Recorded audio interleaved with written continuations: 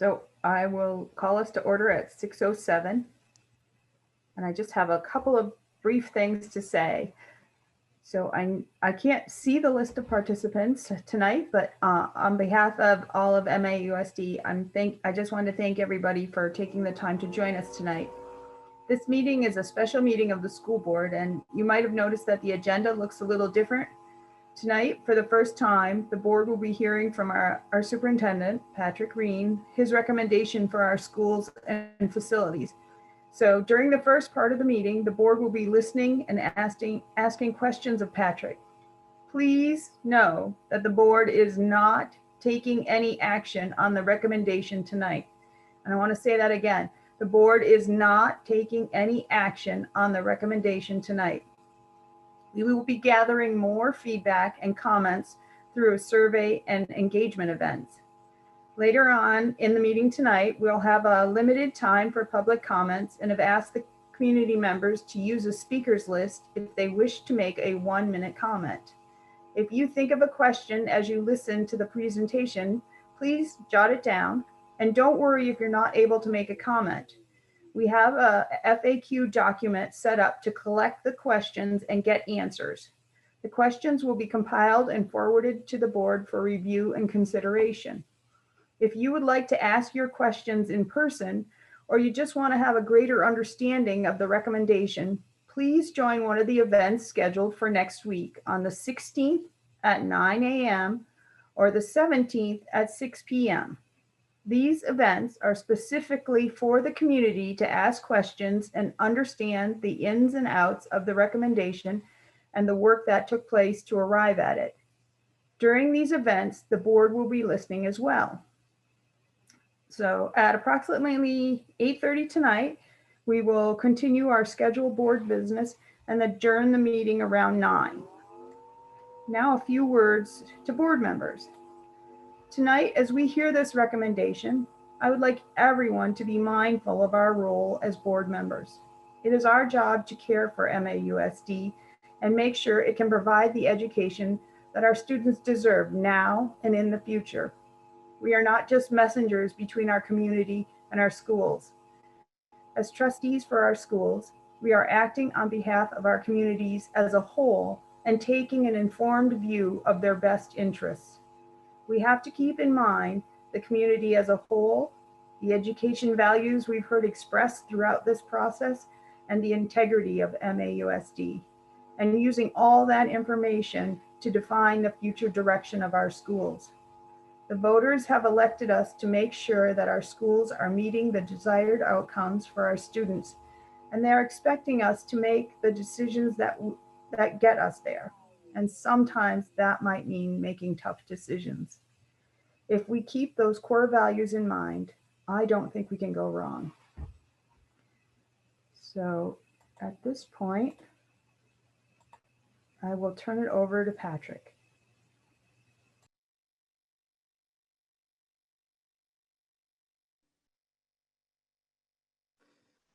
All right, good evening, everyone. First, I want to start with a little housekeeping. So I really encourage the board to stop me at any time with questions or comments that surface for you throughout the presentation. I think it's going to be easier for you doing it that way than it would be waiting until the end.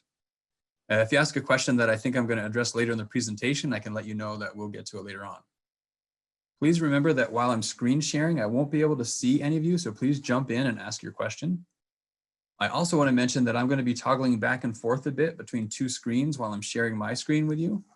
This is still pretty new to me, but I think it'll be better for you as the viewer. So while you'll only see one screen when I'm sharing my screen with you, you may see me look up from time to time at my other screen as I navigate this. So thanks for your patience as I work to do that. I think it's also important to know that behind the data that you're going to see tonight, there are many supporting spreadsheets. So if you want to dig deeper into some of the data, feel free to email Floyd or I after the meeting, but I'm not going to go deep into those spreadsheets in tonight's presentation. Having said that, what you will see for data tonight looks 2 to 5 years out, which means there are many projections that we've had to make. With so many moving parts, we've done our best to give you as accurate a projection as we can and have attempted to explain some of the more significant variables that may impact our decisions down the road. So with those housekeeping aspects, are there any questions about those? And again, board members, just jump in if you do have some questions. I can't see all of the faces right now. I see that Dave Sharp needs to be let in. Okay. I think Katrina should be on that now then. Okay. All right, so if there aren't any questions, tonight I'm going to be recommending action that I think the MAUSD board should take to help provide our students with the best education possible in a way that will be supported by our community. My recommendation takes into consideration the thoughts, opinions, and beliefs that I've gathered from hundreds upon hundreds of conversations I've had with a wide variety of community members over the past 12 to 18 months. It will also include my knowledge of our education system, ways in which we need to grow to support our students, and the harsh realities of our financial future. I will make clear the path I think we should follow, and will also articulate alternative paths with the goal of helping the board and our community understand what we might expect our future to look like for each path that may be chosen. Tonight's recommendation did not come easily to me. There are many competing interests to consider and a lot of emotions connected to these interests. I wish we were not in a position to have to make hard decisions regarding our future, but unfortunately we are. Much as I would love to hand the responsibility of making a recommendation off to someone else or some committee, I accept the responsibility I hold as superintendent to lead MAUSD. Though I'm confident in my recommendation, I know it will land hard for some, while others may feel relieved. Some will feel the need to vilify me for the recommendation I make as part of their processing. Others will want to poke holes in the data. Still others will want to make the case that someone or something will be coming to solve our problems for us, or that we shouldn't make any decision anytime soon, given COVID, the national political scene, etc. I accept these responses as reactions to the hard work of facing our reality and making change. And still, my recommendation will be to face our challenges head on and take action to move us forward toward a more positive future than I believe we will realize if we make no plan and take no action. As you will see later, taking no action is actually taking significant action. So let's make sure our actions move us toward our desired future. Tonight's recommendation is a milestone for our collective work and represents where my thinking has evolved to over the past 18 months or more. I want to thank the board, the Facilities Feasibility Study Committee, the Community Engagement Committee, the leadership team, central office staff, school staff, students, and the hundreds of community members that attended a variety of forums, town halls, select board meetings, or completed surveys. I also want to thank our consultant, Sue McCormick, for her support over the past 14 months or more. The conversations she's helped us have as a community, the thinking that has been shared, and the advocacy that has been demonstrated has truly shaped my thinking and has been instrumental in helping me fulfill my daunting responsibility of making a recommendation for a path forward. There is no doubt we are at a critical juncture as a school district and as a community. Our enrollment has been declining for years and is projected to continue to decline. Declining enrollment results in reducing the amount we can spend before paying tax penalties for exceeding the spending threshold. Without change of significant magnitude, we're facing large tax increases and millions of dollars in annual tax penalties. Assuming our taxpayers have little interest for increasing taxes and paying millions in penalties, we're left with the need to reduce spending. With personnel costs making up approximately 75% of our total budget, every situation involving significant spending cuts is primarily driven by personnel reductions. Knowing this, we can either try to keep as much of what we have now as we can while we reduce dozens and dozens of positions, or we can look for ways to operate differently with fewer staff as we pursue improved outcomes for our students. Without creating some staffing efficiencies, we risk drastically reduced supports and services for our students. Now, I know this may sound and feel hopeless, but I'm here to tell you it isn't. Despite our challenge, we can and we must continue to pursue improved outcomes for our students. Maintaining status quo is not enough. Providing less support and services to our students is unacceptable. Like most challenges we face, there are opportunities we can take advantage of, possibilities we wouldn't think of if not faced with such a formidable challenge. Tonight, I'm going to recommend we face this challenge head on and from a possibilities mindset rather than a deficit mindset. I'm going to light a path for us that allows us to build something together as a community. A path that meets our financial challenges and is focused on improving outcomes for our students. Now give me just a minute to share my screen.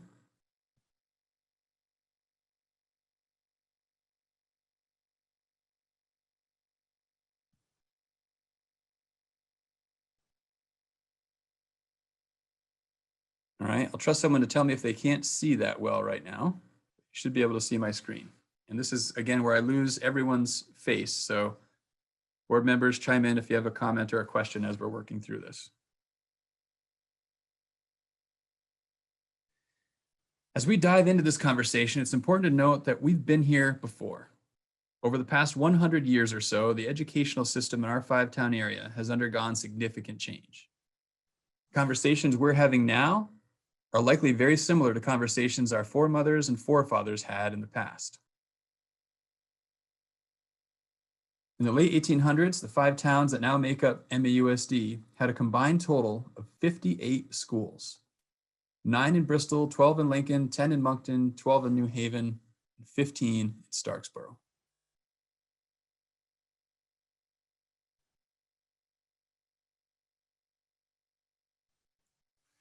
As transportation improved, towns reduced the number of schools, presumably to increase efficiency and reduce the number of facilities to maintain.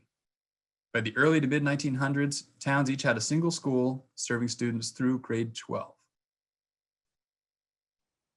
In the mid-1900s, our five towns came together in pursuit of providing more robust programming for our students in grades 7 through 12 in a more efficient manner. Rather than continuing to replicate programming for smaller pockets of our secondary students across multiple schools throughout our five towns, voters agreed to form a supervisory union and have a single union high school built. From this, the Addison Northeast Supervisory Union was created, and subsequently the Mount Abraham Union Middle High School was built.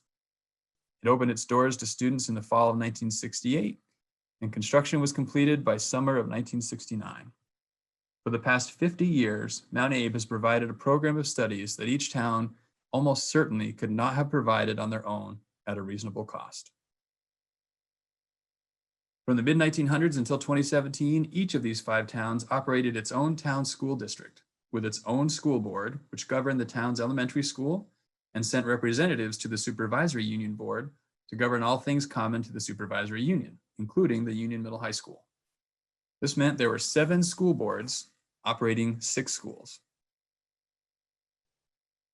After an affirmative vote from all 5 towns on November 8th, 2016, the Mount Abraham Unified School District was born and became operational on July 1st of 2018. Under MAUSD, all 6 schools in these 5 towns are governed by a single board with trustees from each of the 5 towns. Here we are in 2020, and once again, our 5-town community is faced with both a challenge and an opportunity. Change is inevitable. Status quo is not an option. We can either choose to allow change to happen to us, or we can become the architects of our future and design a school district that provides robust supports and opportunities for our students in a way that is financially sustainable and supported by our community. Before we dig into the possibilities tonight, it's important to understand how I arrived at presenting these possibilities. The Community Engagement Committee has done a tremendous job over the past 14 months or so, sharing information and gathering input with a great balance of thin and thick engagement opportunities. Their process has included literally hundreds of community members. Throughout the fall and early winter last year, these events produced an artifact that has become a driving force behind the work that has taken place over the past 12 months or so, specifically the community values. These values and the community conversations that shaped them were instrumental in the board's Saturday retreat last January, where the board, along with the entire team of MAUSD administrators and members of the Community Engagement Committee, worked all day to consider at least 7 or 8 options for further study before ultimately landing on 4.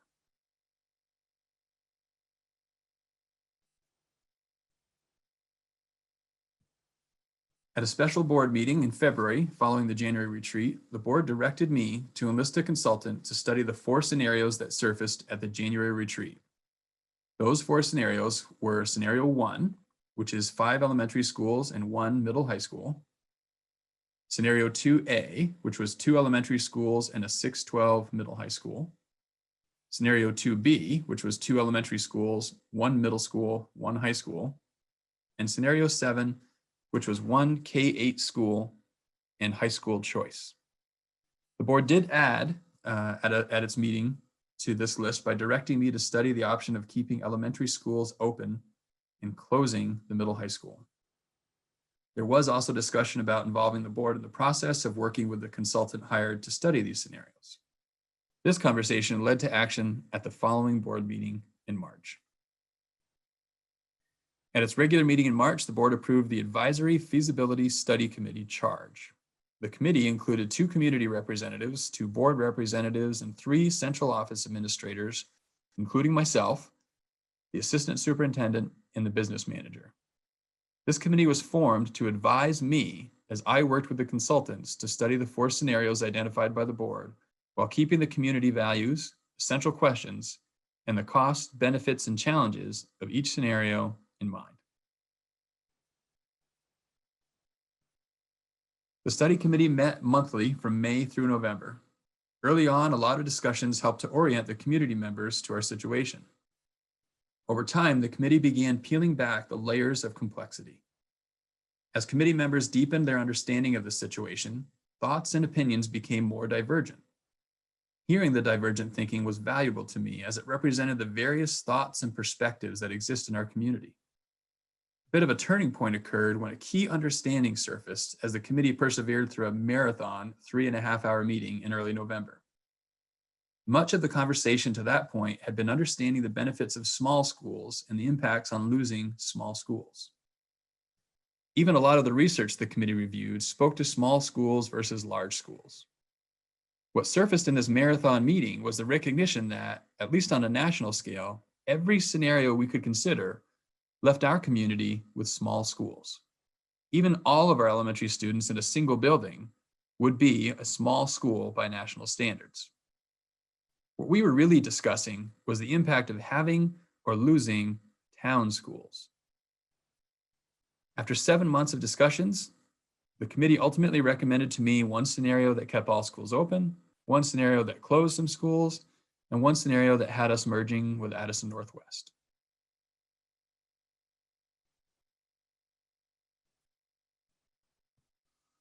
As the study committee's work was drawing to a close, efforts began to connect me with select boards of each of our 5 towns. Having done some research on the impact closing schools can have on towns, I concluded that it depends on the town. In order to understand the impact, it felt important to me to talk to leaders in each town to learn more about what makes up the fabric of their town and what role the school has in creating that fabric. What I found in talking with town leaders, and what turned out to be many town residents as well, was strikingly similar. Each town spoke passionately about their town elementary school. To each town, their school is unique and special. It's where students make friends, and where adults first meet some of their fellow townspeople. In more than one town, someone mentioned moving to that town for the elementary school, or perhaps moving back to that town for the elementary school. The schools are often a gathering place for school functions and town functions. In some of our towns, a school building is the only gathering place.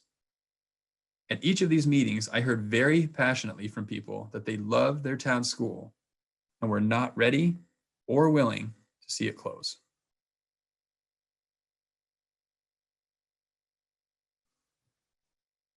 I wasn't really expecting to hear people say they wanted their school to close at any of these meetings. And truth be told, I didn't want to hear that. Hearing how much people love their town school is a testament to the great work that is happening at each of our schools. Our schools are deserving of the high praise they receive. What I did hear a lot about, which is what I needed to learn, was what each community saw as the benefits of having a school in their town. Unfortunately, hearing this didn't make our financial challenges go away. In fact, hearing this only made the challenge that much greater because it confirmed for me what I already believed to be true, which is towns are nowhere near ready to close their schools. So the question I was still left with answering was, how do we find the savings we need while improving outcomes for our students without closing any schools? This question's been on my mind for months and was re-emphasized for me in my meetings with select boards and community members.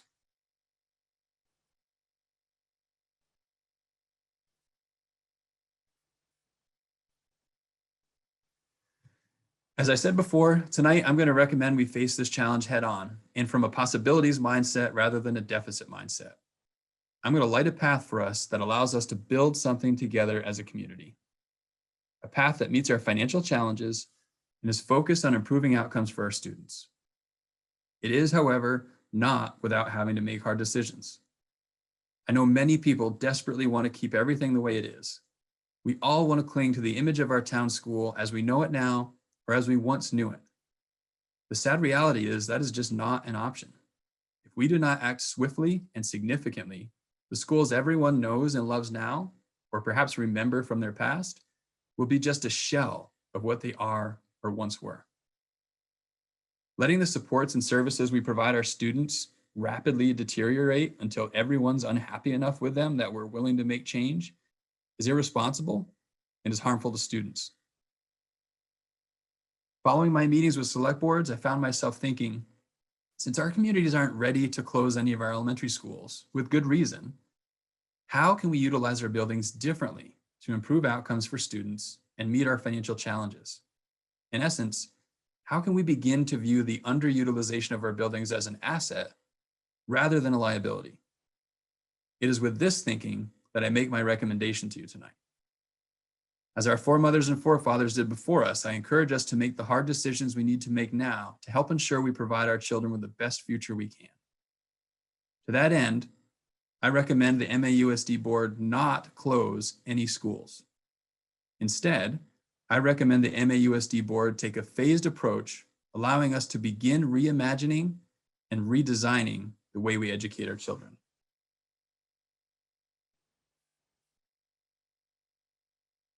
I want to play a short video that captures the essence of what I mean. In this video, we're going to hear from Ted Dintersmith. He's the author of What School Could Be, also co-authored the book Most Likely to Succeed, and is the producer of the documentary with the same title, Most Likely to Succeed. It's very worth watching if you haven't already. So let's take just a minute and watch this video.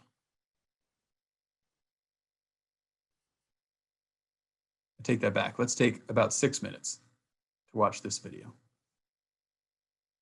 Someone let me know if the sound isn't coming through okay on your end, please.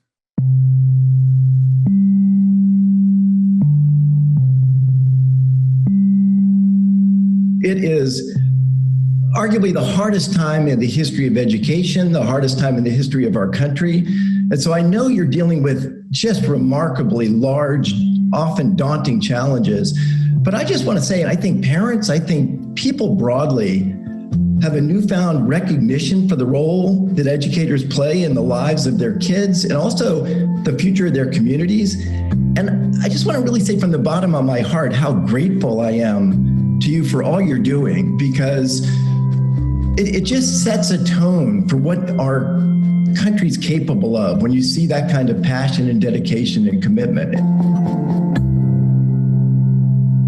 I want to talk a little bit about some of the things that I think I've picked up from you over the period of time I've been immersing myself in this world of education. And I still don't view myself, by the way, as any form of expert. I feel like I'm a plagiarist, right? I just listen and learn from you guys and then try to say back the things that you're doing that make so much sense. But as many of you know, we have developed this resource we call the Innovation Playlist, which was based on 5 big ideas. And those 5 big ideas were the things that when those were in place, teachers, schools, districts could make enormous progress, even states.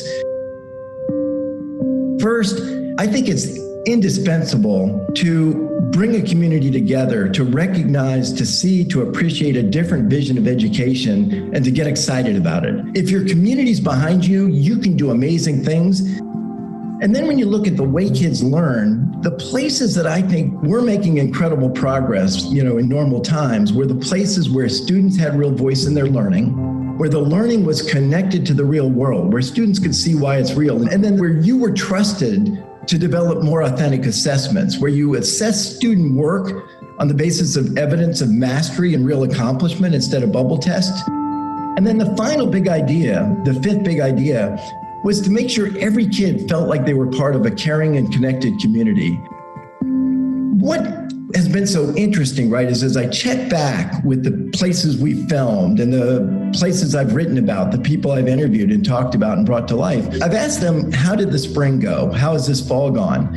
And they said, no doubt we're in a world of challenge. No doubt the inequities that have run through our system and differentially impacted young kids in ways that are, I think, should be off the table in terms of acceptability in our country. All those inequities have been magnified.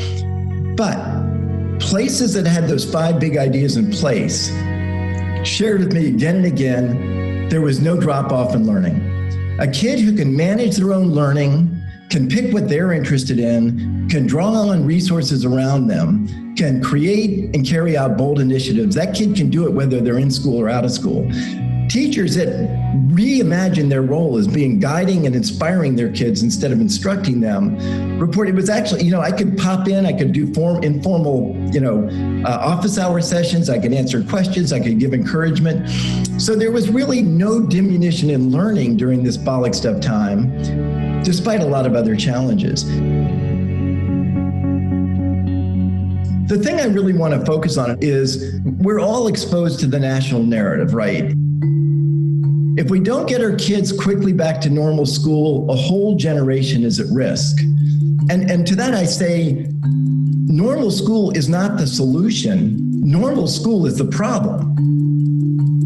Normal school is what was putting an entire generation of kids at risk. If we continue to do things in school that value kids for their ability to retrieve content, replicate low-level procedures, and follow instructions, we're pushing out a generation of kids that are good at exactly what computers do perfectly. And so here's what I worry about, but here's what I'm optimistic about.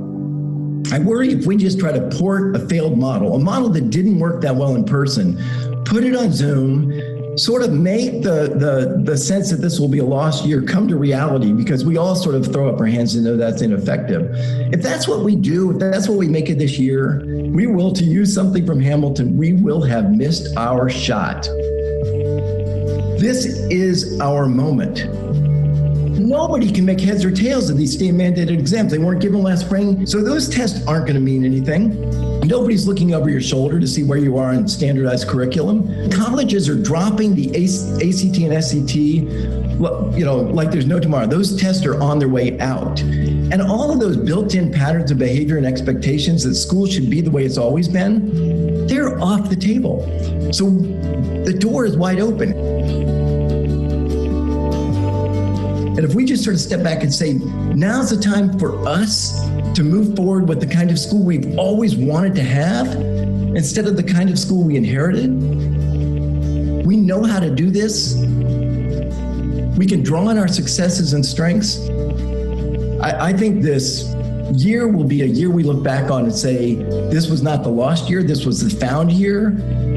And we have unleashed so much potential among our students and our teachers, potential that normal school all too often squanders. And we can set the stage for remarkable learning year in and year out for years to come. And so, again, enormous gratitude, respect, and appreciation for what you're doing. And together, I think we can show the world just what's possible.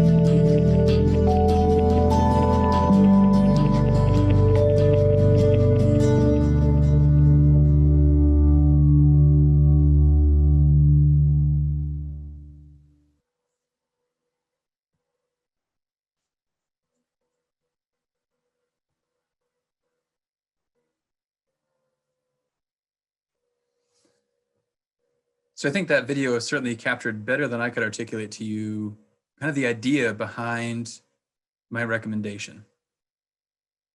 And so to start us down this path, phase one, as I mentioned, this is a phased approach that I'm recommending. Phase 1 of my recommendation requires us to repurpose and retool our schools to provide our students with outstanding core instruction, high quality intervention, and top-notch related arts experiences, while also charging our educational leaders to work with students, staff, and the community to co-create an innovative program available to all students, which may provide an experiential, project, or performance-based, hands-on kind of experience. This program could focus on the environment, performing arts, humanities, STEM, or wherever the co-creation process takes us. Could include tapping into our rich community resources to provide a deep community connection as we work together to provide relevant, lasting learning opportunities for our students. I do want to acknowledge the fact that the repurposing of schools does not require a vote of the electorate. That is a decision that the board has the authority to make. While this simplifies things in some ways, it most certainly adds pressure to the board. I don't take this lightly, given the impact the board's actions can have on our community. Still, I believe this is our best path forward for the foreseeable future.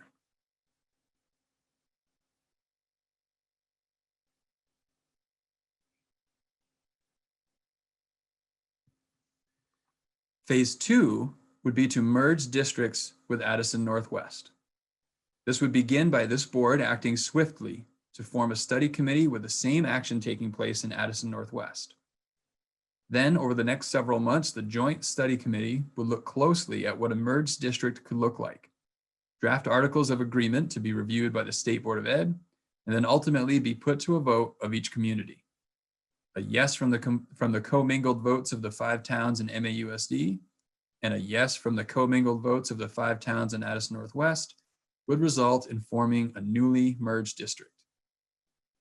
Ideally, and this is important, this newly formed district would become operational on July 1st of 2023 in order to benefit from the financial savings before supports and services for students are lost. This newly merged district would create staffing efficiencies at the central office level, as well as at the middle and high school levels. These efficiencies would save money while expanding programs for secondary students.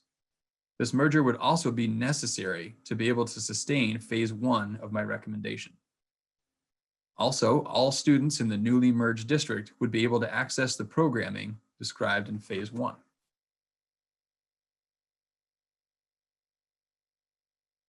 So let's take a little bit of a closer look at what phase 1 would look like.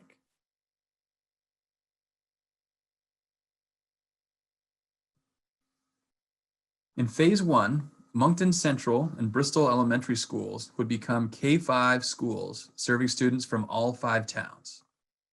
Beeman would be the site of an enhanced pre-K childcare and central office. The enhanced pre-K childcare would serve approximately the same number of students that we serve now in pre-K, only families would receive wraparound childcare. For example, currently, families who are able to take advantage of the 10 hours of free pre-K need to have a schedule that enables them to bring the child in and pick them up, and they need to find care that is flexible enough to supplement the hours the child's not in pre-K.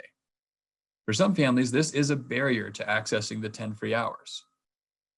The idea of the enhanced pre-K childcare is that our ELP program would provide care in the same building where the children attend pre-K. For families, this means they can drop their child off each day at the same time in the same place and pick them up at the end of the day. In phase 1, Robinson and Lincoln would become innovation sites where the programming that would be co-created would take place. Ideally, in addition to providing innovative programming for students, one or both of these sites would provide job-embedded experiences for classroom teachers to take back and infuse into their classrooms. Also in phase 1, 6th graders would attend Mount Abe, making it a 6-12 school. This would offer 6th graders access to the kinds of programming currently available to middle schoolers.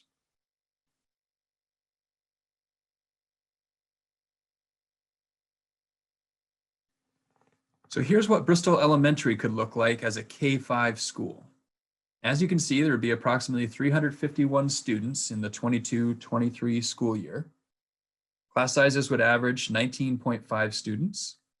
Kindergarten classes would be able to retain an instructional assistant to support kindergartners as they navigate the school environment. Students would benefit from access to a full-time nurse and counselor. All students would receive robust supports for, all students would receive robust health education, which is not currently afforded to all students. Staffing would include robust supports for students from behavior support personnel, interventionists, and special educators. Classroom teachers would still be able to benefit from the support provided by 2 instructional coaches. Special area staffing levels would be sufficient to support student need, provide some flexibility in scheduling, and help ensure we meet contractual planning time requirements for classroom teachers. As you can see here, indicated by the green boxes, the building is well utilized with room for growth. According to NESDEC, Bristol Elementary has a possible planned operating capacity of 459 students. We know historically this building has had 498 students enrolled. At 351 students, BES would be operating at 76% of the planned operating capacity in this scenario. So here's what Moncton Central School would look like as a K-5 school. In the 2022-2023 school year, there'd be approximately 171 students. Class sizes at the K2 level would be in the 17 to 19 range, while class sizes at the 3 through 5 level would be 20 to 23. The average class size, which is reflected here, would be 19 students. Kindergarten classes would be able to retain an instructional assistant to support kindergartners as they navigate the school environment. Students would benefit from access to a full-time nurse and counselor. All students would receive robust health education, which is not currently afforded to all students. Staffing would include robust supports for students from behavior support personnel, interventionists, and special educators. Classroom teachers would still be able to benefit from the support provided by 1 instructional coach. Special area staffing levels would be sufficient to support student needs and provide some flexibility in scheduling and help ensure we meet contractual planning time requirements for classroom teachers. As you can see here, indicated by the green boxes, the building is well utilized with room for growth. According to NESDEC, Moncton has a possible planned operating capacity of 235. At 171 students, Moncton would be operating at 73% of the planned operating capacity.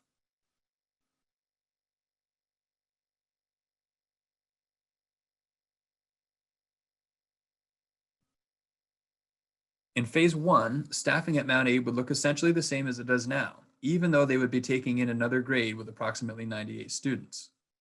As a result, utilization of Mount Abe would look a lot like it does now, with some shuffling of classrooms likely needed to create a middle school section of the building that can accommodate the added students.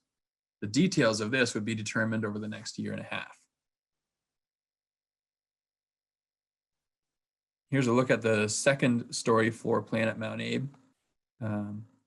Additional staffing efficiencies and program benefits at Mount Abe would be realized in phase 2 as we merge with Addison Northwest. I'll talk more about this in a moment. With 6th grade at Mount Abe, enrollment is projected to be approximately 701 students in the 22-23 school year. According to NESDEC, Mount Abe has a planned operating capacity of 970. At 701 students, Mount Abe would be operating at 72% of the planned capacity.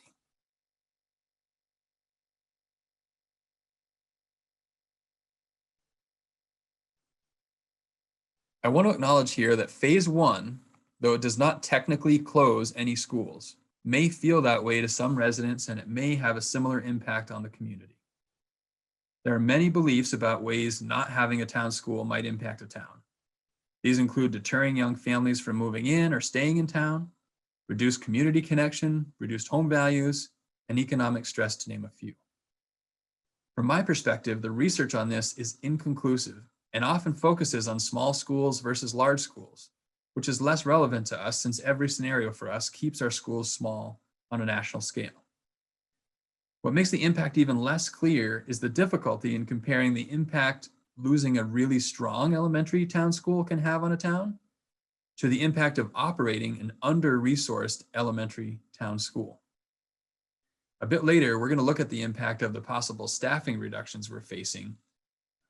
And that's part of what we'll have to imagine is that future with those staffing reductions and the impact keeping schools under those circumstances would have on each of our towns.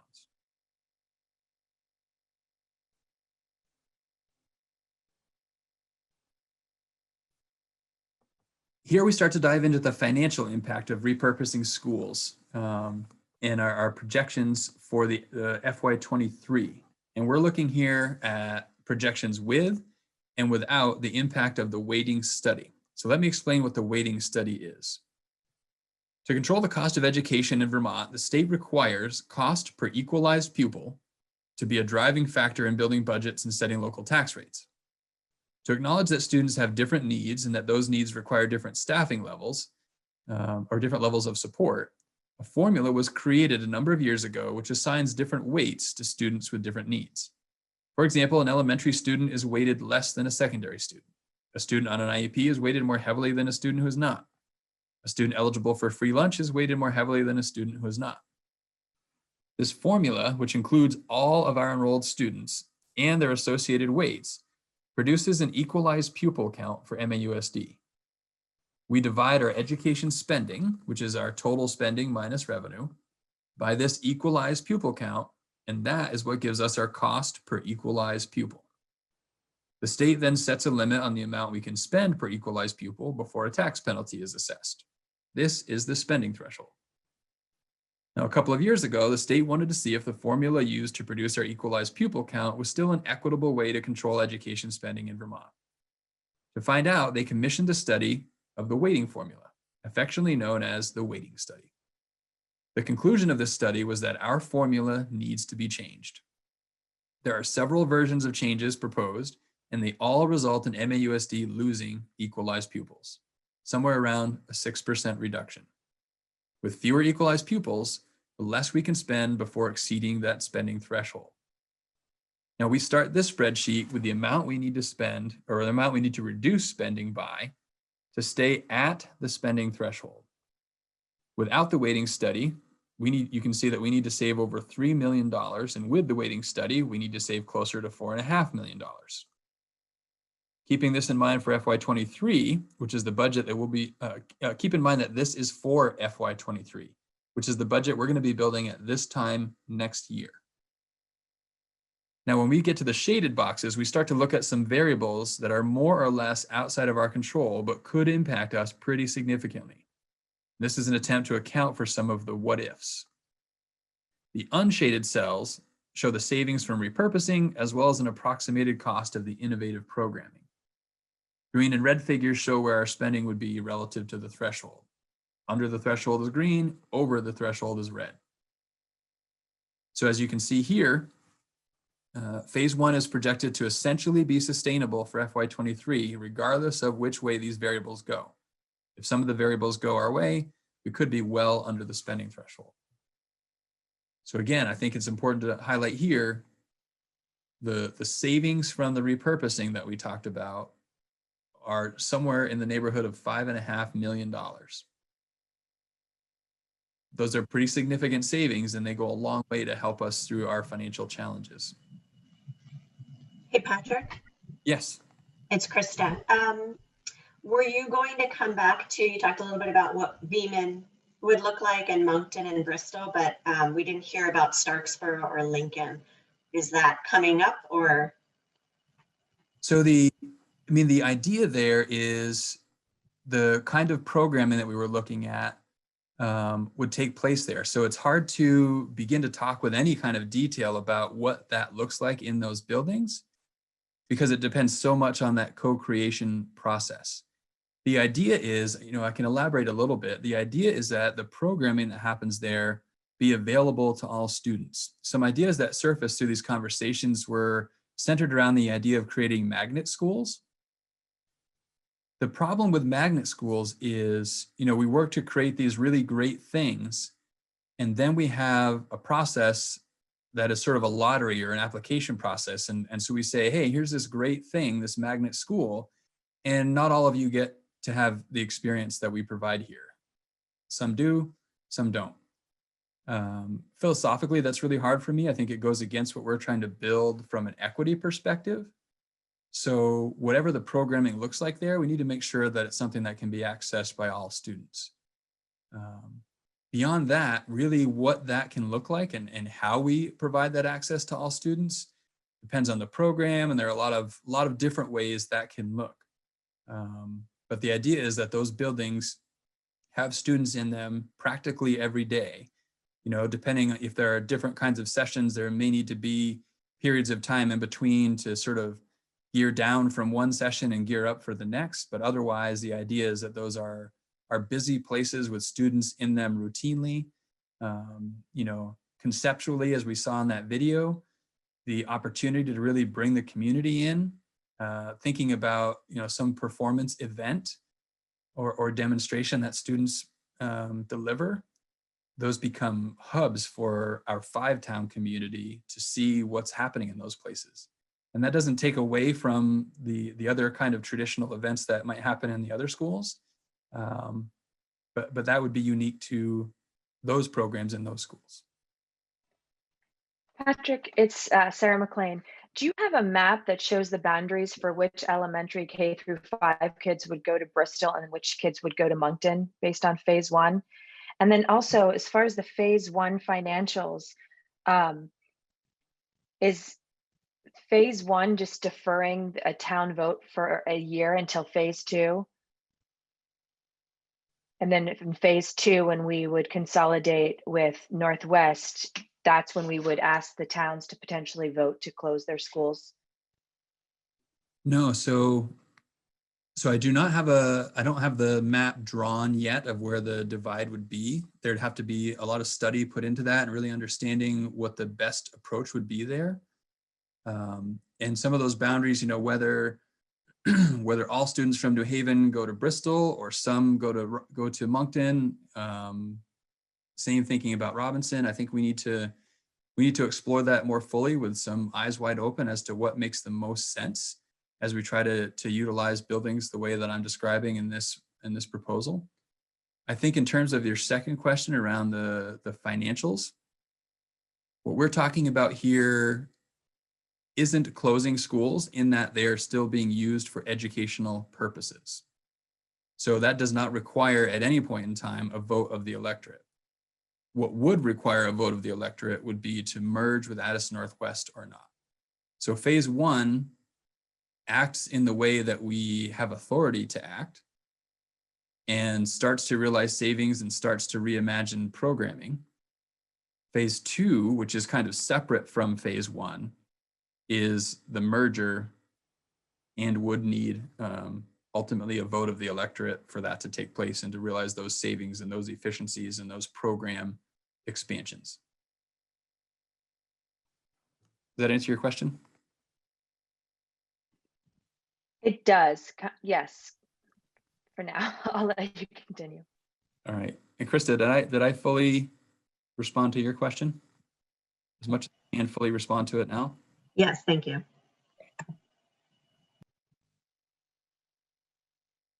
All right, so we're looking right now at FY23 in phase 1, but I also want to take us out a little bit further looking at FY26 in phase 1.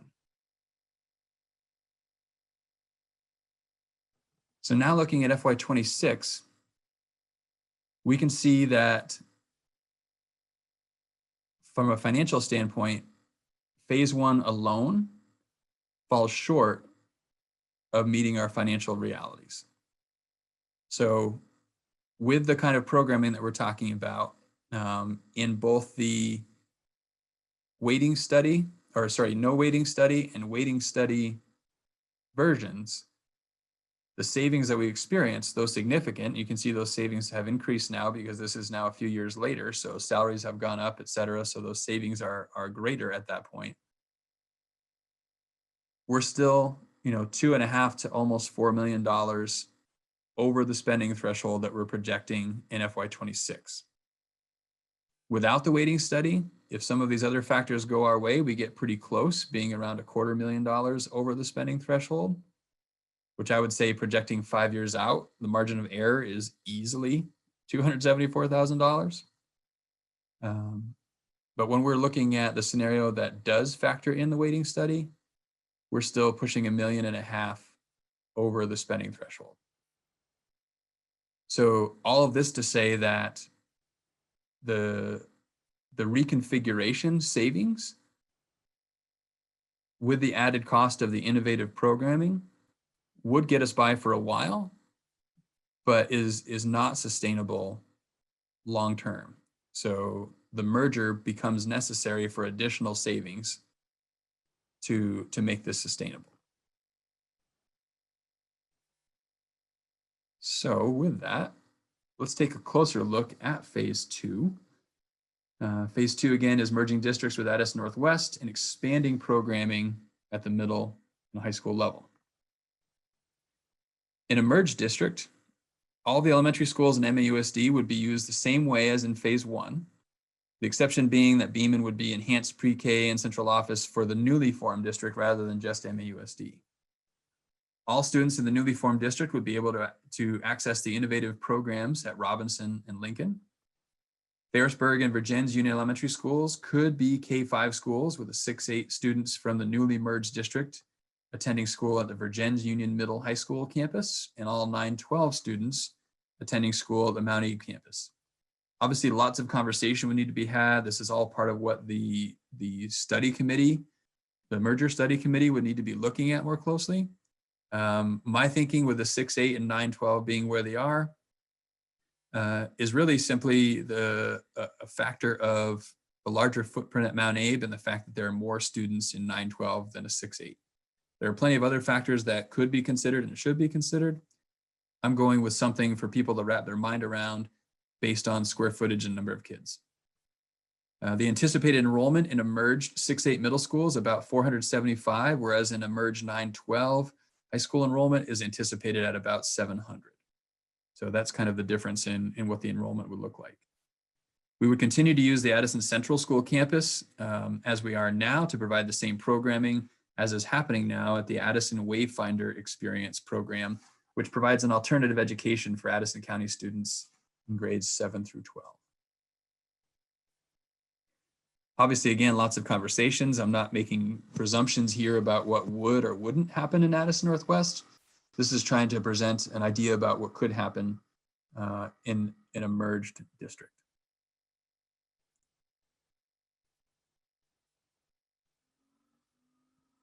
So without a merger, this is important to understand, without a merger, and especially without a merger or a reconfiguration or closure, middle and high school students will see significant reductions in programs across content areas, including English, math, science, social studies, art, music, world language, design technology, athletics and activities. Additionally, students will have reduced access to support such as special education, intervention, behavior supports, guidance, and nursing. With a merger, and especially with a merger and a reconfiguration or closure, students will maintain programming in all of these areas and actually likely see expansions in at least a couple of these areas, thinking about at least music and world language are ways we could see expansions. So pretty stark difference between what we can provide all of our students. We've talked some about elementary students. We'll talk more about that, but in particular our secondary students in a merger and the efficiencies that we can create, which produce the savings we need and maintain and even expand the programs that we can offer.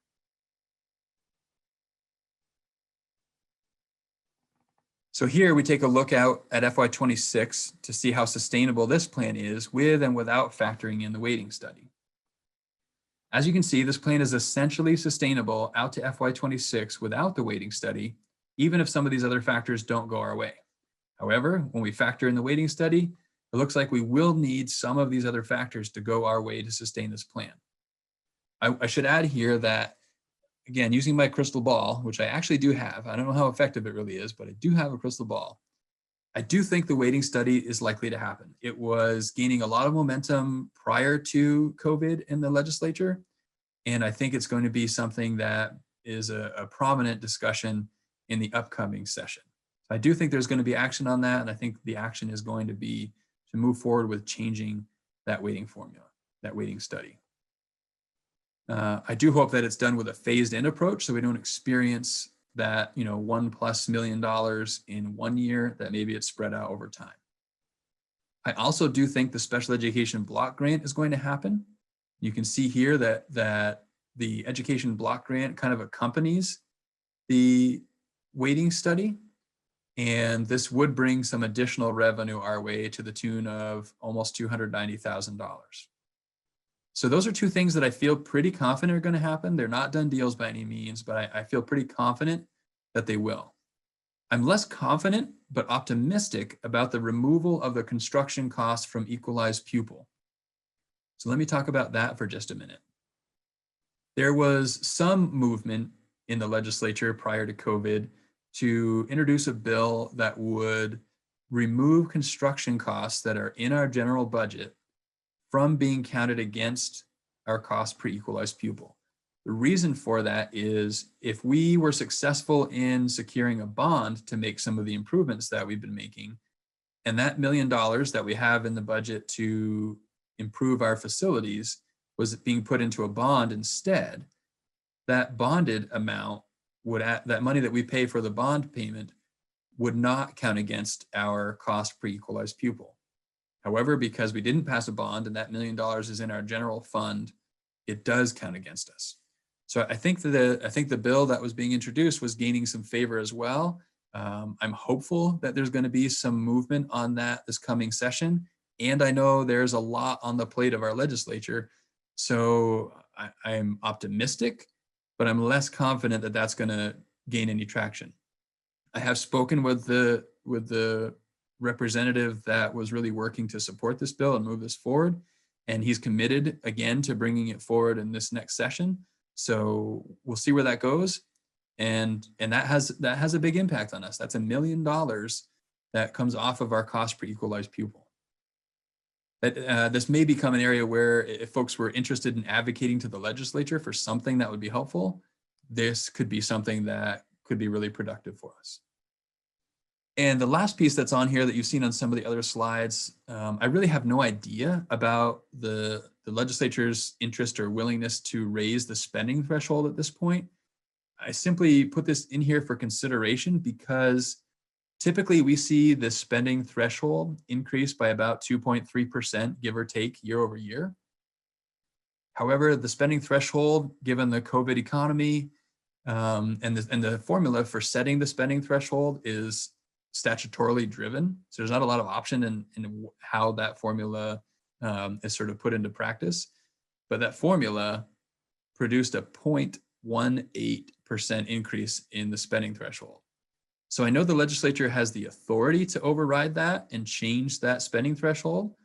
I don't know if they'll have the appetite or the interest in doing it, but I put it on here as something that maybe could happen. And again, if there was some advocacy at the legislative level, maybe that would be helpful in this scenario as well.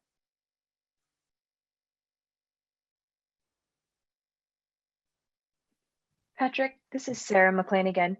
Can Go you flesh out a little bit what the sustained value for the district is of having multiple innovation sites?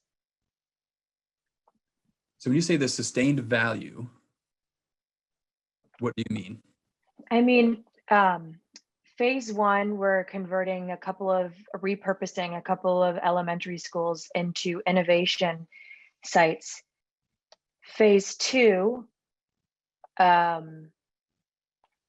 you know, if the collective town district just chooses to vote to merge with Northwest, then we're, according to what I'm seeing here, we still have those innovation sites as part of the district.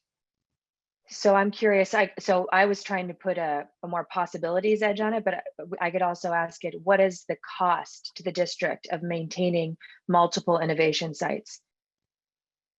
Yeah, so if you look at the innovative program cost in these different tables here, that is the cost for that program. And that includes personnel costs at each site, as well as the operational costs to, for example, plow the buildings and heat the buildings and pay for the electricity, those sorts of things. So you can see the cost in 26 is just over 1.3 million. I think it was just over 1.1 in FY23. And that reflects the reality of increasing personnel costs and things of that nature. So trying to have that reflect a fairly reasonable growth that we might expect to really test its sustainability. Does that answer your question? Is that what you're looking for? Yes, it does. And I guess what I'm also looking for is just a little bit more detail of what these programs look like and which students the innovative sites serve. Yeah, so in phase one, the students that would be served would be MAUSD students because we couldn't possibly be merged by FY23, the 22-23 school year. The process of merging would take longer than that. That's why phase one, which happens in 22-23, is the repurposing to create those structures and realize the savings in ways that we can control. And then phase two would be the following year, would be the merger, which would bring additional savings, which would really impact the program offerings and sustainability at the secondary level, while also realizing a lot of savings to help sustain everything that we will have put together. And this slide is trying to show more or less how sustainable with the merger phase one and phase two would make us. Patrick, this is Rob. I guess I'm still trying to wrap my head around what a third grader from Starksboro, if they were to decide to go to these innovative hubs, what does that look like tangibly on the ground, like on a Monday afternoon? What's going on in that building? Yeah, so here's the trick, right? If I had this all figured out right now and said, this is what it will be, it is not co-created. I have ideas, I have thoughts, I could share what my thinking is, and it would be only that, my thinking, and I wouldn't want to get in the way of the co-creation process. Part of the value here is with some inspiration, thinking about Most Likely to Succeed, the book or the video and the little clip that we saw, I'd rather inspire people to co-create something that is hands-on, experiential, project or performance-based, that kind of an experience, rather than, sit alone in my office and make up what I think it's going to be and say, this is what's happening. I put some numbers to it. I put some people to it, gave it something that I think is reasonable to begin to work from.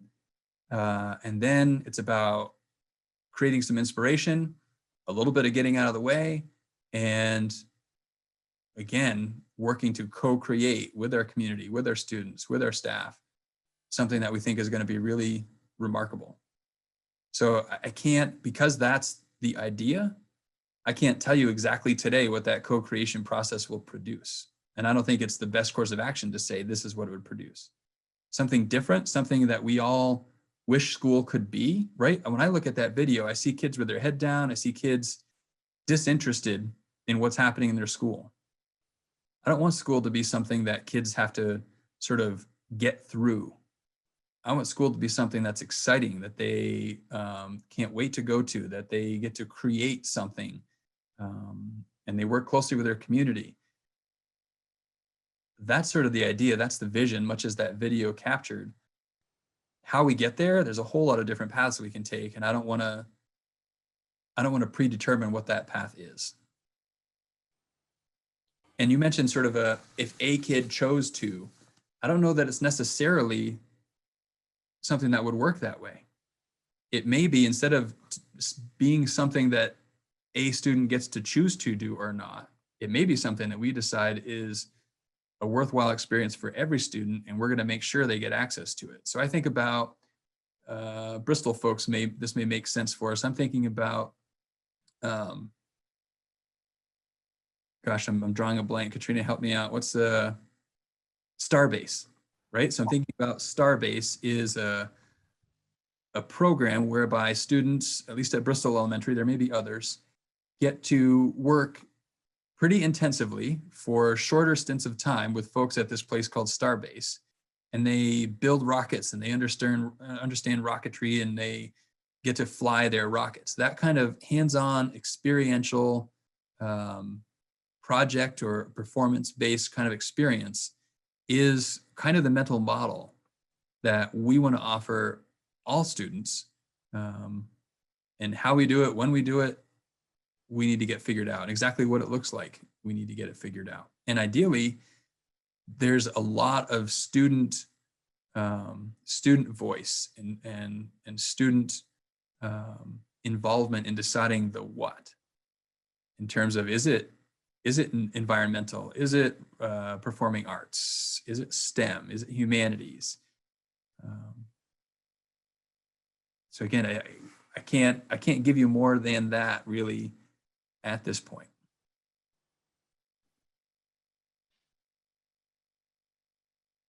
Patrick, but I'm a little confused.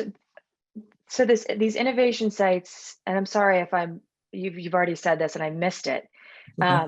These innovation sites are not going to be operational as town schools, meaning, and this kind of speaks to my earlier question, is which students do these serve? I was assuming Mount Abraham Unified School District students, but Lincoln Elementary K through 5 in phase 1 of this recommendation would go to either Bristol or Moncton. Is that right? Correct. Right. Same would be true for Beeman and for Robinson.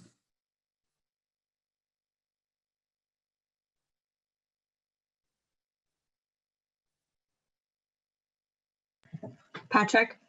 Yeah. And to follow on that, so that year when that commences, is the idea that at the same time, these programs would also begin, these innovative programs. Correct. So that FY23 school year, so the budget that we'll be building next year at this time would reflect phase 1.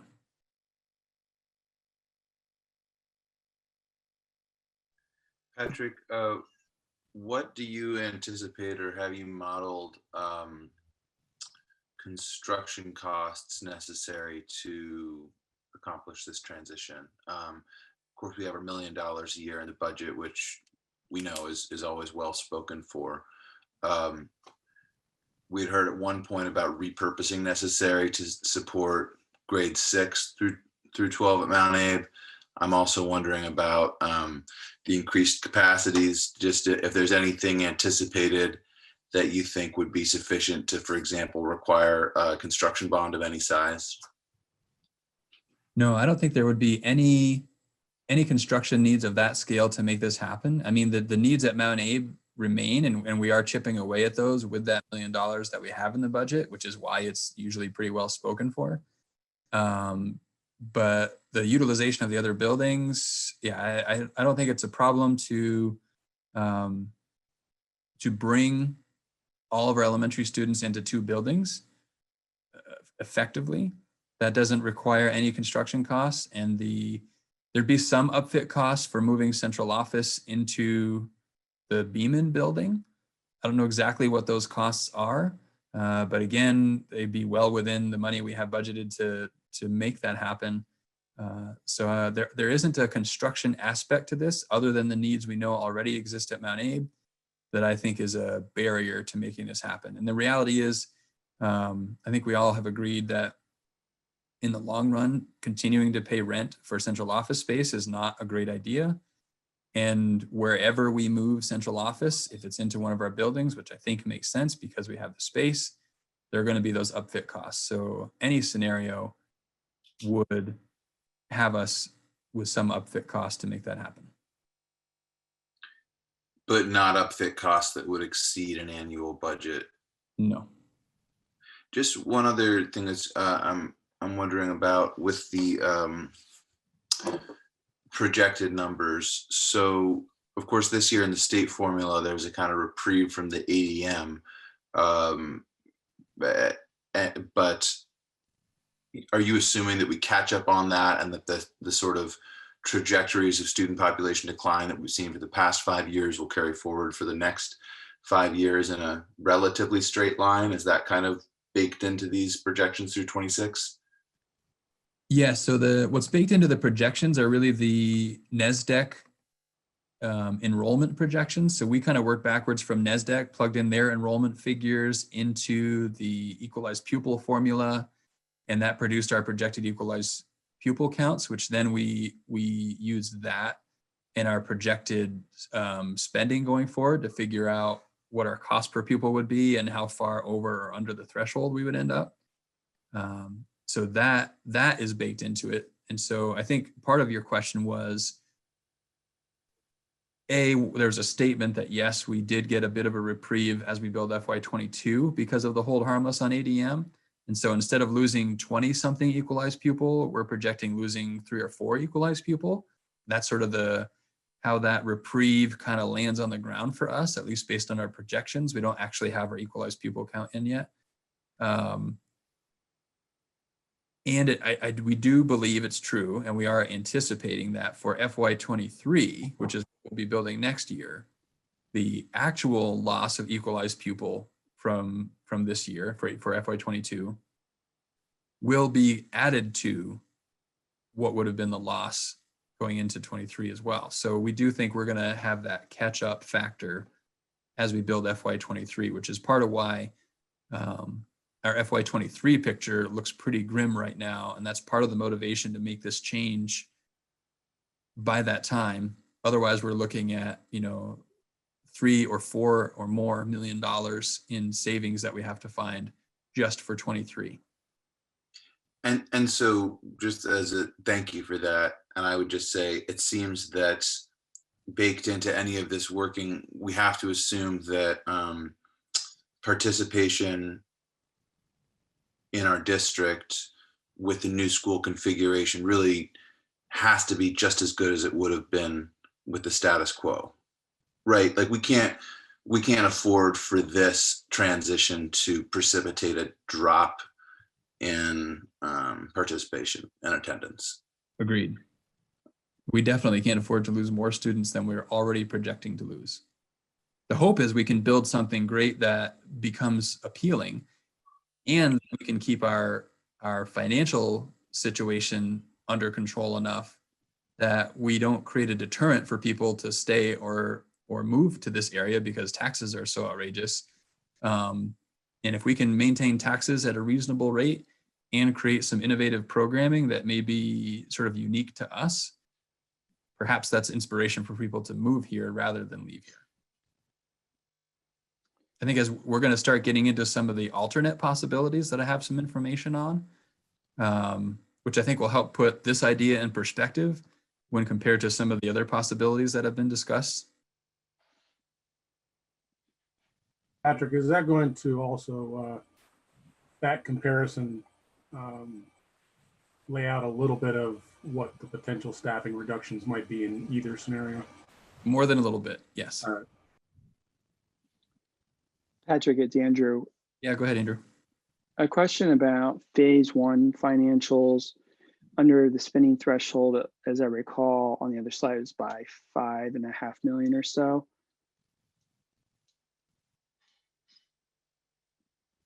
Were you in 23 or 26 that you're thinking of? I think I was out in 23. Yeah, so again, depending on, so without any of the possibilities that could happen, without any of those shaded boxes, in 23, without the weighting study, which I think it's 2.1. 2 point, right. So, right. Before the addition of the program, the innovative programming. So most of that savings, I'm guessing, is achieved through staffing reductions that follow the trend of enrollment decline and also closure of central office and putting that in Beeman. Is there something else that's a large percentage of that 2.1 million? This is primarily driven by personnel. There are some, I think there's probably the combination of the operational costs of 2 buildings and the savings from not renting space for central office combined to about $300,000. I didn't realize any savings from operational costs at Beaman because the building would still be utilized. So there's 300,000 of that is savings from the actual reduced cost of operating buildings. Those costs for Lincoln and Robinson, that 240,000, is built back into the cost of the innovative program. So that is reflected here, but it's reflected in that program, the cost to operate that program. So that 5.5 million is, 5 million of that is personnel savings that can be realized while maintaining or actually increasing programs for students by bringing students in under 2 roofs instead of 5 at the elementary level. Hi, Patrick, it's Kristen. So I have a bunch of questions, but it sounds like you might be going to at least address some of them in the rest of your presentation. So I'm not going to ask them, but I know there's a lot of good questions on the chat and on the Q&A. So you're gonna leave time for some questions today, and then at the other meetings next week. So as I understand it from what Don led in with at the meeting, is tonight's really about questions and answers for the board. And there'll be an opportunity for public comment following this for the community, but it won't be necessarily a Q&A tonight for the community at the end. But the questions that are being generated tonight are going to be captured, I believe, and they'll help inform the community events that are next week on, I think, the 16th and 17th, where there'll be more Q&A for the community. Don, did I get that right? Yes, that's the way I understood it. And Krista, I would just ask, do you know who's capturing the questions currently? Yeah, Jennifer and I are working on it right now. Krista got started and we're picking it up. Great. So the questions are being captured. Yep, and I also just put in a plug for an email address for folks to send additional questions as well, beyond just the chat. And that is facilities.planning.questions@mausd.org. Krista, is that on the website where somebody can find it? Yes. Okay. And Don, another process question. Oh, sorry, Kristen. Is this our opportunity, this meeting, for the board to converse about this proposal? Because the fact that we've gone from the plan, which did not mention repurposing, to now the board is going to be given that responsibility. I think it's very important that we have ample time to talk about this before we have to bring it to a vote. Yeah, it's not planned that we're going to discuss it tonight because we're going to be gathering more information through the events next week and the survey. And then once we have all that information, it's my understanding that that's the time we would discuss all of the information that we've gathered. And so hypothetical, sorry, Krista had put out the timeline. So hypothetical, when would we have to move on some kind of a decision of some sort? I forget, is that January? If the decision includes putting something on a ballot for town meeting day, then January is the timeline. Is it possible for us to allow Patrick to finish before we dive into some of these process details? Certainly. I just think it's important. Sorry, I just think it's important for the people watching to know what the process is, because this is, we've all knew this would be a big day with some big information, and everyone's breath is taken away. Mine is, So I just think that's important too, to let the people that are listening, because we're not in the same room, know what is happening. Krista will be sharing that timeline just before public comment, so people have a chance to look at it. But we're gonna just let Patrick finish and then move on. So I have I guess, more comments than I do questions. I have long advocated for changing how we do education, and I admire your courage in putting such a comprehensive idea forward. I have my own reservations, and I think there'll be pushback from lots of different parts of the different communities and different interest groups and stakeholders in this whole process that we will need to work through with thoughtfulness and courage, I think. Myself, I am somewhat concerned about putting sixth graders over at Mount Abe. I wonder, I think there might be legislative and legal issues about moving pre-K into New Haven. And I am, and also with reducing sped spending right now, there are state and federal legal requirements we have to meet. So I'm not sure how we get much reduction in sped spending. And I'm very concerned about an additional administrative merger when I don't believe we've seen positive results from the Act 46 mergers to date, although this development that you put forward, Patrick, is a very exciting possibility going forward. Thank you. So let me share a few of the sort of alternate possibilities that I think are important for consideration, and I think help provide some basis of comparison for some of the different options. And as we've talked about in other meetings, the reality is there are any number of possibilities on how we can move this forward. My goal tonight is not to disprove every idea that's out there. My goal is to, again, share with you my thinking that's evolved over the past 18 months, present to you what I think is a reasonable approach forward that is fiscally responsible and programmatically responsible and oriented toward improving outcomes for students.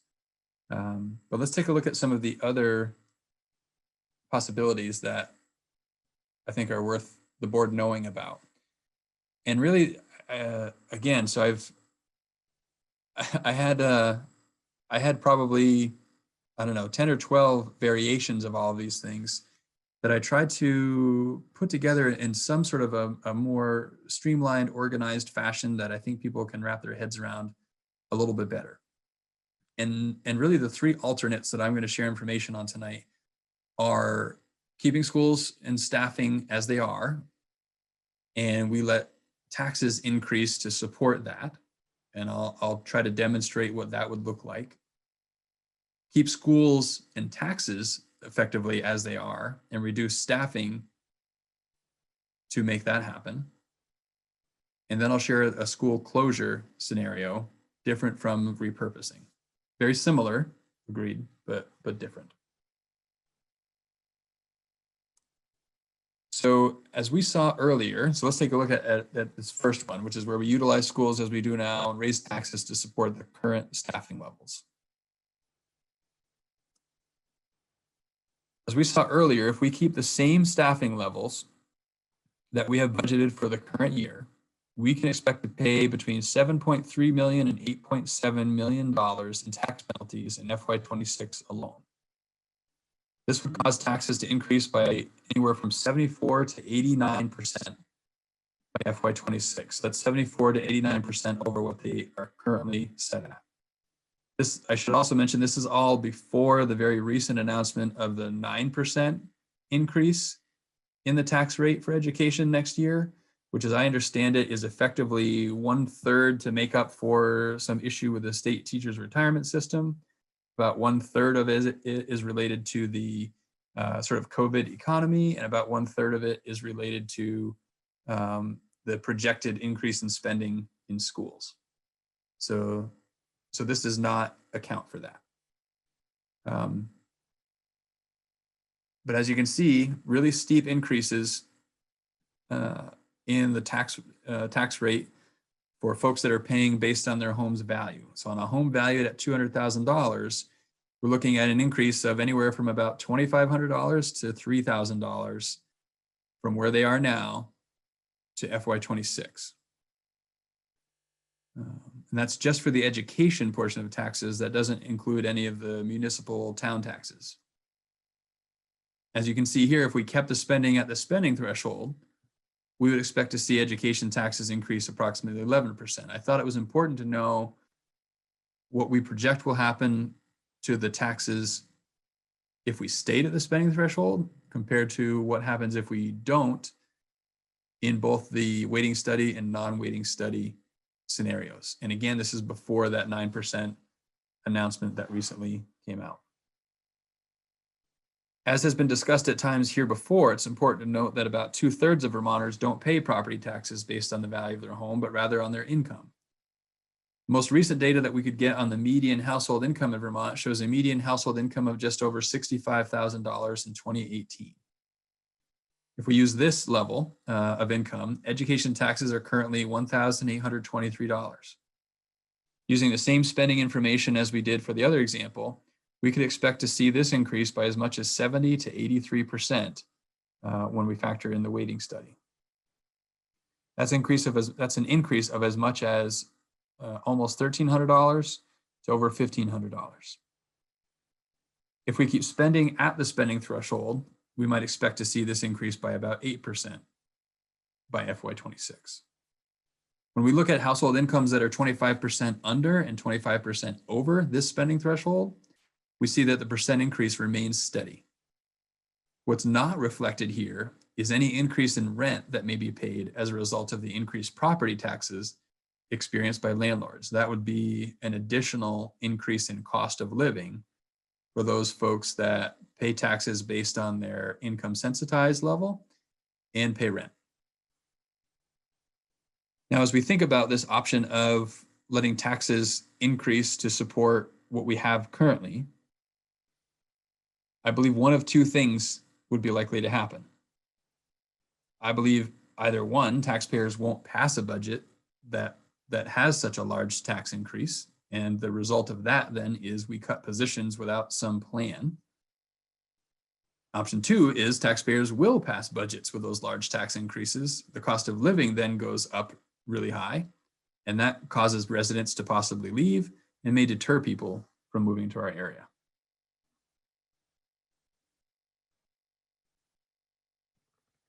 So another alternate for consideration was keep schools and taxes as we've come to know them and reduce staffing. And I think what we'll experience here is even if the taxes stay somewhere around what we've grown accustomed to, which is many would argue is already too high, our schools will not look really anything like they do now under this circumstance. So let's take a look at that a little more closely in just a second here.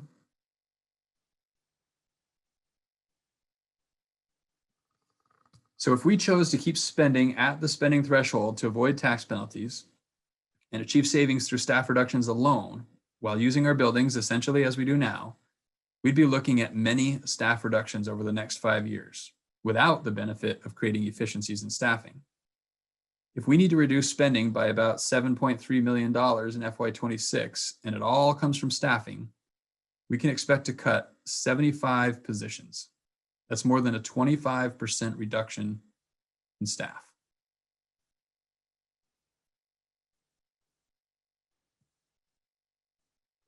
Patrick, do you have a rough number for what the associated reduction in student population would be in 2026? So it's a 27% reduction of staff. Do we have a projection of how much our EQP may have gone down by then, just for some comparison? I don't have that right in front of me, but I would say it's far less than 27%. So a 27% reduction in equalized pupil would be, gosh, over 300 equalized pupils. And we will not lose 300 equalized pupils in the next 5 years, I don't believe. And I would say that even with the 6% decrease as a result of the weighting study. So I would say this is, and again, so we've kind of moved on to 26 here now with the weighting study.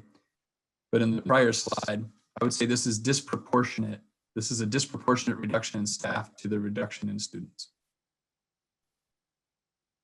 So again, that's no weighting study. 75 positions. With the waiting study, this increases to 91 positions. That's about a third of our current workforce. And that's because we have to realize $8.7 million in savings by 26 with the waiting study factored in. When you see this level of reduction without some accompanying restructuring to create efficiencies, it's not hard to imagine the impact this will have on the supports and the services that we provide our students. And again, I do want to acknowledge that with or without merging or repurposing or closing schools, the bulk of the savings that we need to find are going to come from staff. Staffing makes up 75% of our budget, so there's no way we find significant savings without having staffing implications. However, bringing our students together into fewer buildings combined with the efficiencies we'd realize in merging with ADS Northwest would allow us to reduce the staffing that we need to while preserving and likely expanding supports and services for students. So what would be the reduction of central office staff? I don't see that in this list. So in a merger situation, we would effectively be reducing central office staff by nearly half of what is currently combined as 2 central offices. So that would be significant. Without a merger, the central office staffing levels couldn't reduce tremendously because we still have key positions that we have to hold to be able to operate our school system. There'd be some, but they're relatively minimal, comparatively speaking. They're in the areas of there'd be fewer coordinators, fewer, thinking about some of the other support positions there, but there are a number of positions. The vast majority of positions are essential to the functioning of the organization and couldn't be reduced. Patrick, what are the staffing reductions anticipated for your recommendation, phase 1 and phase 2? So I'm going to actually get into that a little bit. I'm going to show you what staffing we might have and how that looks and feels like in our, well, you're talking about in phase 1 or phase 2? Phase 1 and phase 2. Can you ask your question again? Yeah, we're looking at staffing reductions anticipated if we, given this alternative scenario. I'm asking for the staffing reductions anticipated that go along with your recommendations for phase 1 of repurposing 3 of the elementary schools. And then moving on, what staffing reductions would look like if we did merge it for phase 2. Sure. So I don't have those figures in front of me, but I will say they are comparable to this. So there's still significant staffing reductions in phase 1 and in phase 2. Phase 1, those reductions are primarily at the elementary level, in part because we're adding close to 100 students to the secondary level. And because we would be creating some new structures at the elementary level that can afford us the saving of positions without impacting programs for students. In phase 2, the efficiencies would come from central office and the secondary level, so middle and high school. And though the combination of phase 1 and phase 2, the reductions are fairly close to this. Again, without the specific number in front of me, I can't tell you, but we have the operational cost of the facilities, maybe if it's a school closure, but if we're repurposing in phase 1 and phase 2, we still maintain those costs.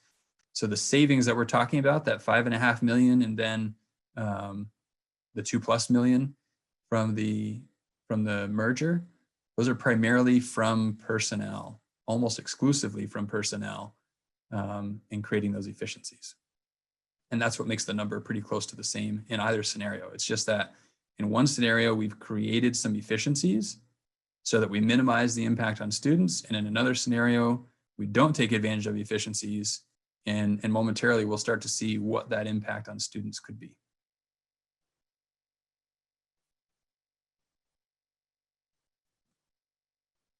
And I thought, to help everyone kind of understand what might the impact of these positional reductions be in a scenario where we didn't create some other efficiencies or take advantage of some restructuring in some way, I thought trying to sort of do a virtual tour of each of our elementary schools in particular right now would be useful, so we can all put our hats on. You know, probably everyone on here has been into at least one of our elementary schools, maybe more, but most people tend to be more familiar with one because it's in the town where they live.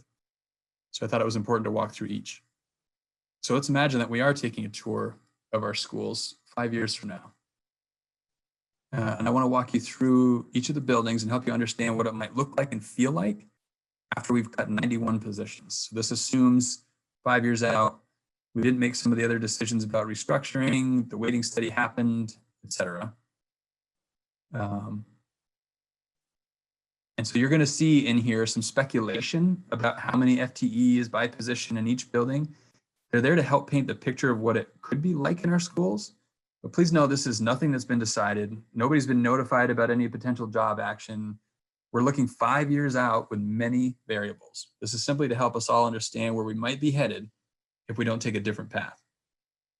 And this color code will help you visualize the utilization of each of our buildings. So you saw earlier a lot of green and maybe a little bit of orange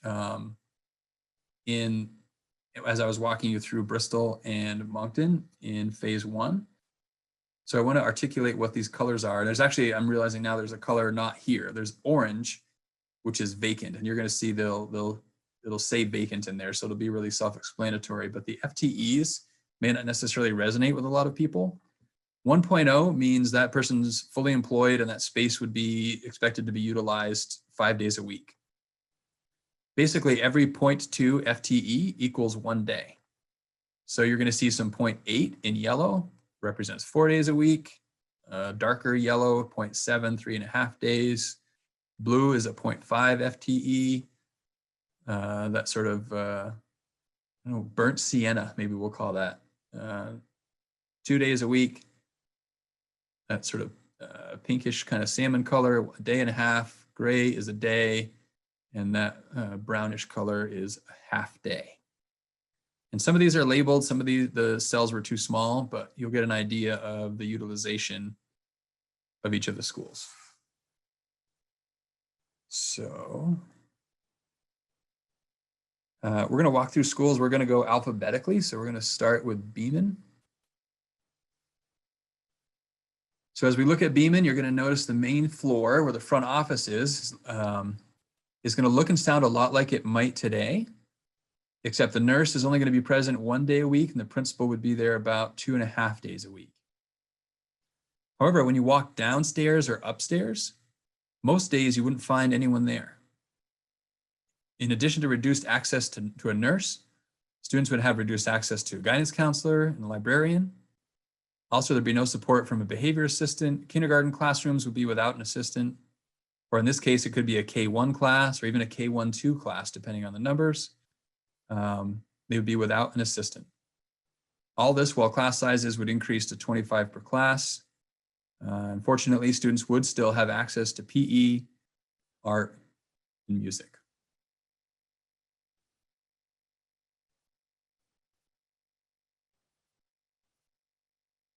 It would be a similar story in Bristol. Depending on the day, once you leave B wing and start down C wing, down to D wing, the only people you might encounter would be in the nurse's office, in the kitchen.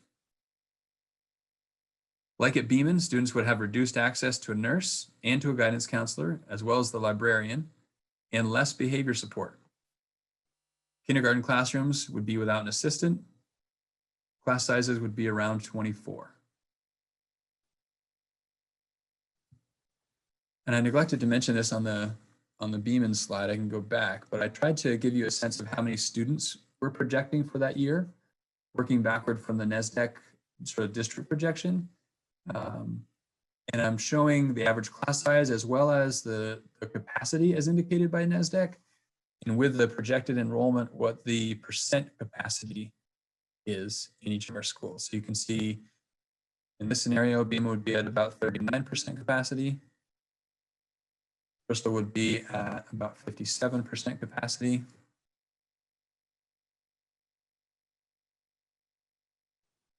Now we're at Lincoln. So at Lincoln, you'd be greeted by the admin assistant, as you may normally be now. The principal may or may not be there because they're only half time. Most days there'd be no activity in the gym. In fact, depending on the day, the only place you might find anyone would be in one of these 3 classrooms. All the other rooms would be empty or would be occupied between half a day a week and 1 day a week. Like the other schools, students would have reduced access to the nurse, guidance counselor, and librarian. There would also be no behavior assistant or kindergarten classroom assistant, or in this case, K1, or again, possibly K1-2 classroom assistant. Class sizes would average about 23. And this has Lincoln at about 43% capacity, looking at the NSDEC capacity figures.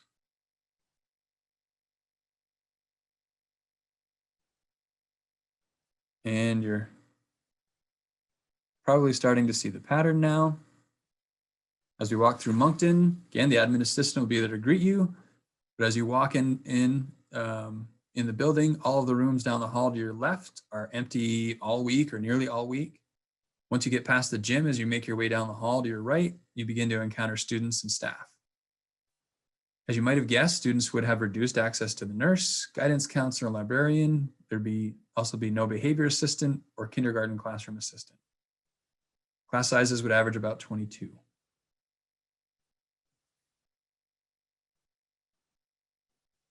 And it's more of the same at Robinson. Once you're past the main office, the entire building to your left is empty most of the time. Down the hall to your right, you would encounter the 4 classrooms. Once again, students would have reduced access to the nurse, guidance counselor, behavior assistant, and librarian. There would also be no assistant in the kindergarten or K1 classroom.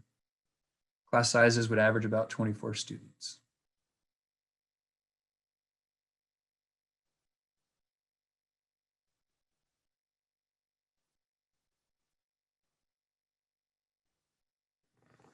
So in alternate possibility 3, we would operate 2 K-5 elementary schools at Bristol and Moncton, much like we did in the recommendation that I made.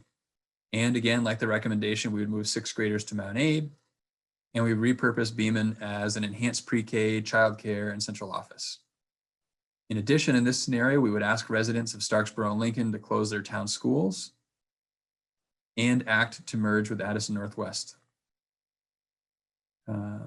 The primary difference between this option and the recommendation I'm making is obviously the vote for school closure, and this does not include the sort of innovation sites that we had talked about, really acting as sort of the spark for a shift in our approach to educating students.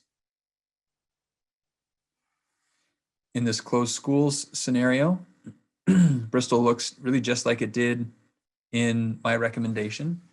So we're looking at about the same number of students, average class size, capacity. And likewise, in Moncton, looks a lot like my recommendation did.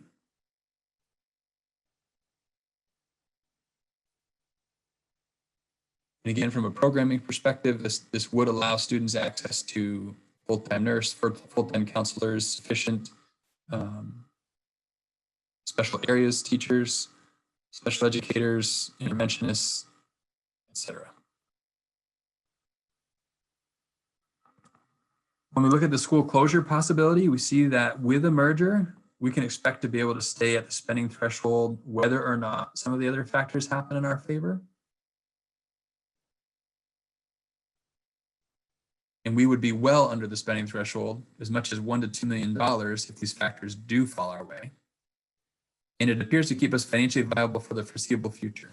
School closure without a merger would fall about $2.5 million short of getting us down to the spending threshold. If all of the other factors went our way, then we would be just about at the spending threshold. I think it's likely that some of those could go our way. I think it's unlikely that all of those things happen. So really, even the school closure scenario without a merger falls short.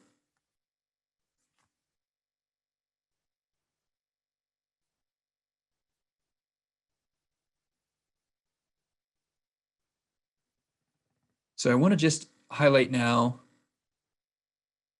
sort of a reminder about decision making from this point going forward. I think it's important to remember what the community authority is, what the board authority is, and what the superintendent authority is. The schools, the towns, community authority is the town where the school sits has to vote to close a school. 5-town electorate gets to approve the budget that the board puts forward, and the 5-town electorate would have to approve a merger with Addis Northwest. The MAUSD board authority would be to determine what to ask the community to vote on. They do have the authority to repurpose schools. They have the authority to determine what budget amount to put before voters, and they get to decide whether or not to form a merger study committee. As superintendent, my authority is how to spend the money that gets approved by voters, with some parameters set by policy focused on achieving the ends without violating the executive limitations that are set out in policy. And lastly, I think just thinking about some of the next steps, I think this is part of the process we were talking about, something that Kristen was getting at earlier. Tonight, I've made my recommendation, and the board has had and will continue to have an opportunity for sort of conversation with me, asking me questions. Next week on the 16th and 17th, there are community informational meetings where we can have more of a Q&A with the community and try to respond to some of the questions that maybe are surfacing tonight. And coming forward soon, Krista may have more details on this. There's going to be an opportunity to complete the Community Engagement Committee survey that's really kind of specific to my recommendation tonight. In January, the board's going to review those survey results. And ultimately, by the end of January, the board has to decide what, if anything, is put on a town meeting day ballot. Following that, there's sure to be more community engagement in February leading up to March if we're looking at a town meeting day vote. And then in March, if there is a vote needed, that's when the community would have its chance to act on whatever's put forth before them. And that's the end of tonight's presentation. So I think I'll stop sharing, but I can always reshare to go back to some slides if people have questions that I can go to.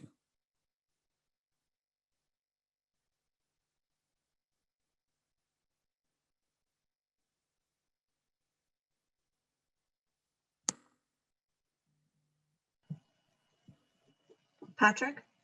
Yeah.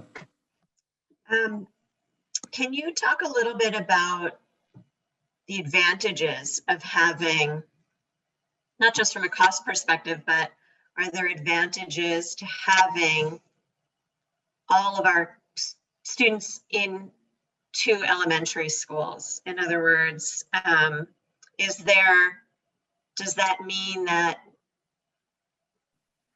behavioral support specialists can be concentrated more in one area than more thinly across 5 schools, for example? Or I'm thinking mostly about intervention supports and how that might differ when you have students in 2 versus 5 elementary schools. Yeah, I mean, I think you essentially hit the nail on the head in terms of the benefit of having students under fewer roofs. It'd be different if we had schools that were more fully populated by students, because then we could realize some efficiencies still. But in the absence of that, we do struggle with those efficiencies, and we do spread thin the resources that we have. And as a result, we don't get the outcomes that we'd like to see from those. I'll give an example. This is a conversation that just surfaced today. Our interventionists do amazing work in supporting, in particular, struggling readers and struggling mathematicians. And in our small schools, which are getting smaller, it's difficult to have oftentimes more than maybe one student working with that interventionist, because it's really important that as they're doing that really targeted work, that the students in a group have similar needs for that targeted work to be effective. If you group kids with widely ranging needs that you're trying to do some targeted intervention with, it becomes diluted and you don't see the kinds of results. The challenge then that we face is during the third grade win time at a particular school, there may only be one student with a particular profile that the interventionist can really work effectively with. So we end up having one interventionist working with one student, which is great for that student, but creates some inefficiencies from a personnel perspective. Whereas if we went the other extreme, if all of our students were under one roof, the likelihood of more than one third grader having a similar profile, being able to work together in a group, that the collaboration that could happen is advantageous. And now that same 1.0 FTE is working with 2 or 3 students, and you've created tremendous efficiencies without any sacrifice to the support that's being offered to the students. So that's an example, a pretty specific example of exactly that idea of when we spread thin, we have inefficiencies. And that's why when you scale that up to the entire district, when we put kids under fewer roofs and we can realize those kinds of efficiencies, we are able to reduce staff and still meet student needs, perhaps even better meet student needs than we can now, and certainly than we could going forward with lots and lots of staffing reductions, but no structural change. Patrick, has there been any discussion with Addison Northwest on this up to this point? I know they're meeting tomorrow to talk about the same topic. They are. Yeah, there's been some discussion. So I've been in conversation with their superintendents. We've had, and I think this is fair to disclose, we've had, so Dawn as chair, myself as superintendent, Krista as chair of the community engagement committee, and Kevin as chair of the facilities committee, have met a couple of times, not too frequently, with effectively the same sort of people holding the same positions in their district, really thinking about, at the very least, we're going through a very similar process with the very same challenge. What can we do to support one another and learn from one another as we do this work in parallel? And as the idea grew more and more about the possibility of a merger, which grew pretty organically for us, I can't speak to how it has evolved in Addison Northwest, that has created opportunities for conversation about what do we think? Where do we go from here? So I know they're thinking about it, talking about it, and we'll see where they ultimately land. But there has been some ongoing conversation as we've all been navigating this same work. Are they also looking at repurposing or closing one of their schools? I mean, your scenario didn't seem to point to that. But. No, it didn't point to that, in part because I don't think it would be my place to point to that, and in part because they already have done that, right? So they have far fewer buildings than we have to begin with, so their options are more limited. But Addison Central School last year, I think it was last year, was an elementary school, K through 6. This year, it is not an elementary school. Those students are all, I believe, in Virgin's elementary school. And the Addison Central School is now the Addison Wayfinder Experience, which is that alternative program for students in grades 7 through 12. So they've done some of this already. And that leaves them with currently 2 elementary schools and a middle high school. So there's not a lot of added room for reconfiguration for them. Whereas we have, several more buildings, and that creates more opportunity and understandably more challenge as well as we figure out what to do with that.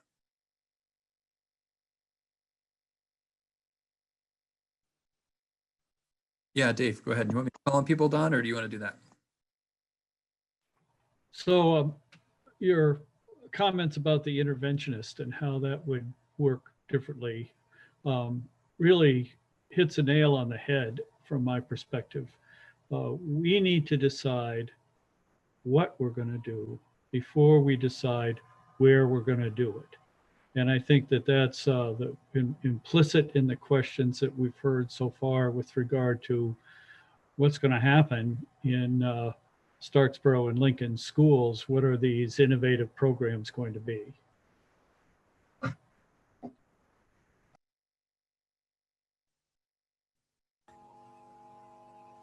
And Rob had his hand up too. Yeah. And what do transportation costs look like in a budget going forward with the repurposing and then with the merger? So the transportation costs and the repurposing won't be a substantial difference. I've been in conversation with our bus company to talk that through. And, you know, they said it's effectively the same number of buses. They're running effectively the same routes. Those buses almost all come back into Bristol Village anyway. So the transportation costs in the phase one reconfiguration aren't a significant difference from what they would be now. In the merger, those costs could be different. You know, we would be sending students. Right now, we send a bus daily from Mount Abe to Middlebury. We'd be looking at sending some buses daily still to Middlebury for the Career Center, but also out to Virgins for middle or high school. In the example I gave, it was middle school. But those increased costs, again, would be insignificant relative to the savings that we'd realize, and more importantly, the program preservation and expansion that we would see. But there would be some added cost. I don't think it would be a significant driver. On that same note, I'm just curious, was it looked at in terms of utilization of transportation services? I'm just thinking about Starksboro, where I represent. We've got 3 parks in town that are one right next to the elementary school. I'm thinking about miles driven and transportation options based on towns. And I'm just wondering if some of that was modeled into this. In other words, are there discrepancies between utilization of bus services in towns now? And was that data considered in this recommendation? So the reality is, in both of these scenarios, for sure in a merger scenario, but even likely in our repurposing scenario, we would want to look more holistically at our transportation routes. Right now, they're pretty well defined because they go, you know, from lots of points in one town to one point in that same town. With, in most cases, there are multiple buses, 2, 3, 4 buses running in each town. They meet at a particular point, and then the kids that go from that elementary school to Mount Abe kind of hop on the same bus and they consolidate and get to Mount Abe that way. Both of these would require us looking a little differently. So more holistically as a district in the phase one sort of reconfiguration, which probably would allow us to take advantage of some efficiencies. Right now, we could probably take advantage of a couple of the efficiencies in a couple of towns already. So those efficiencies, I think, even if they don't save us money, we may be able to redistribute some of those buses beyond what we need now to help keep the transportation time for our students down. I think the goal, which is achievable, and again, in the reconfiguration scenario, I've talked this through some with our bus company. The goal would be to keep kids, even though they're going to school in a different town perhaps than where they are now, the goal would be to keep them on a bus for no longer than what is expected right now. You know, our target right now is 45 minutes on a bus. And really that's achievable. The question is, how many buses does it take and what are the routes that they run and what are the associated costs?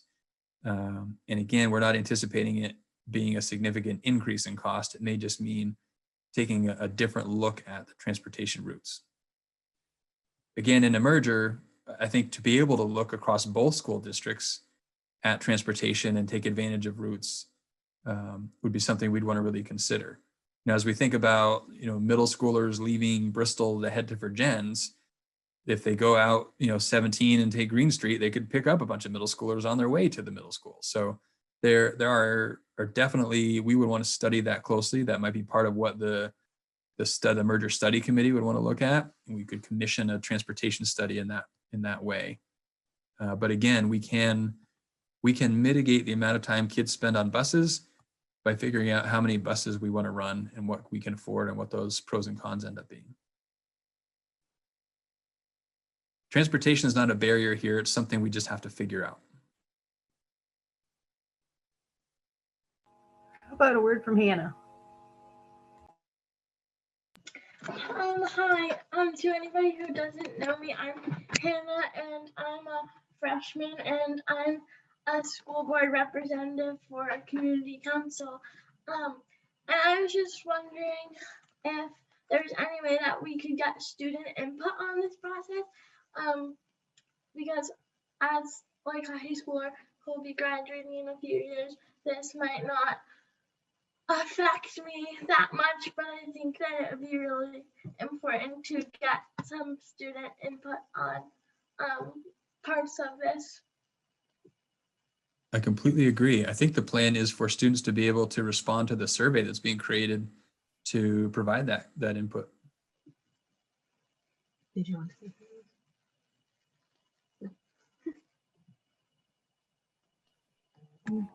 And Kristen. So if I remember, because there's a lot to absorb, the middle school merger under this plan would happen the year after next, right, Patrick? At the And earliest, so- and I acknowledge that's an aggressive timeline to merge that quickly. But I think as we, as Caleb raised before, we discussed some FY23, there's likely to be a pretty significant kind of financial cliff that if we can realize a merger for, that would be really helpful. So if the sixth graders were to go up to what would be Mount Abe at that time, because the full merger wouldn't happen yet, in 2 years, that would need some planning. And I know Middlebury's been planning for their middle school. I don't know the exact timeline, but they paved out several years to do that. But this would just be a stopgap, because then eventually, if this entire plan were taken up, then the middle school would move to Virgins. So those kids might hop around a little bit.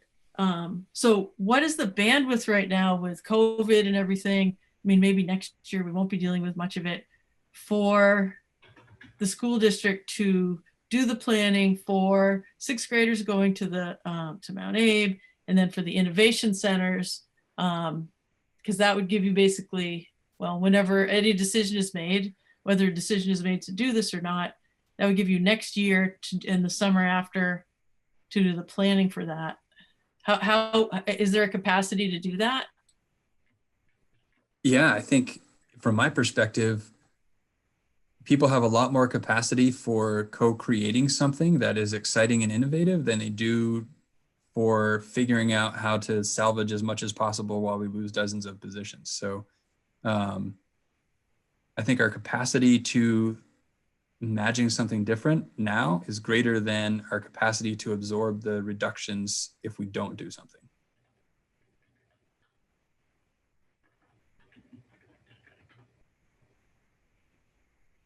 Sarah McLean.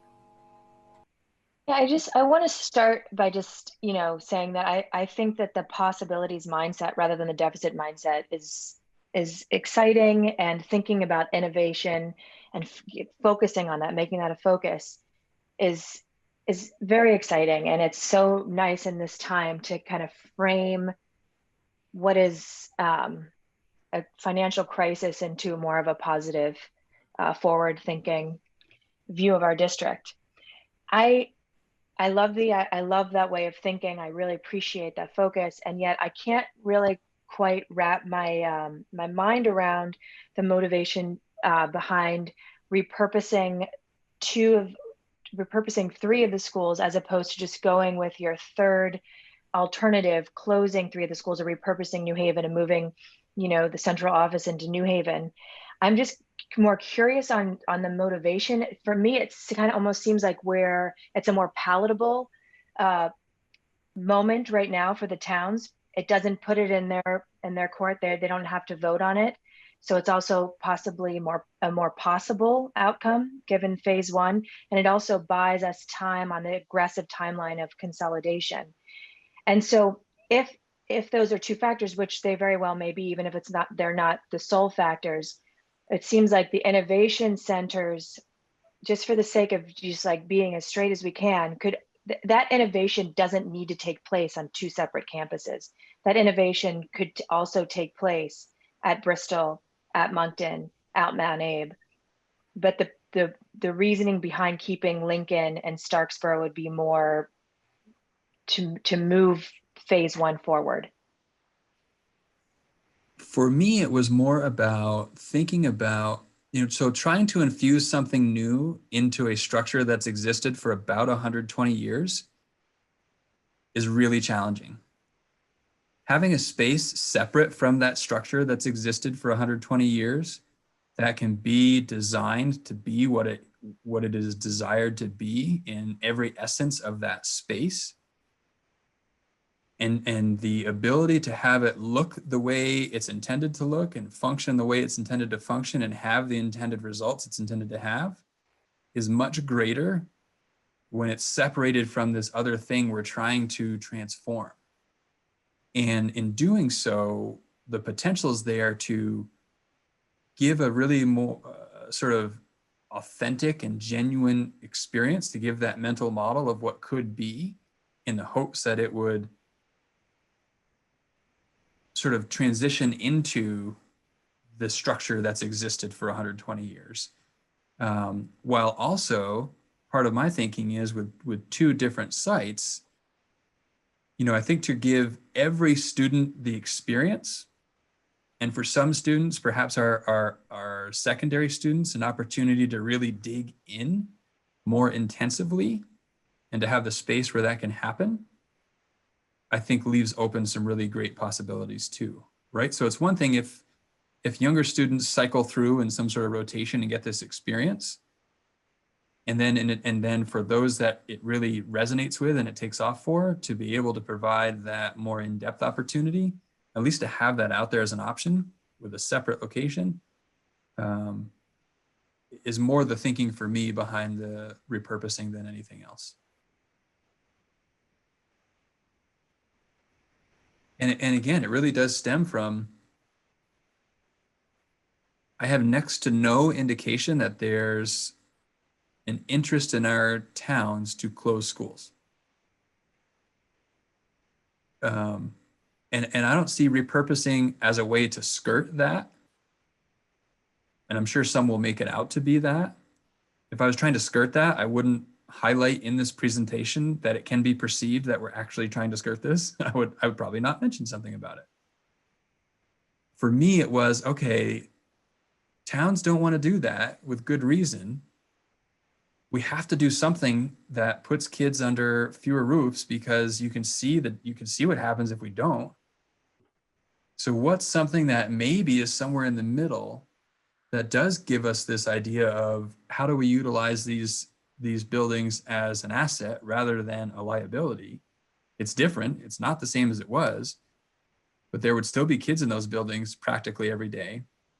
There'd still be opportunities for communities to join in what's going on in those schools, perhaps in a more deep, meaningful way than they happen now.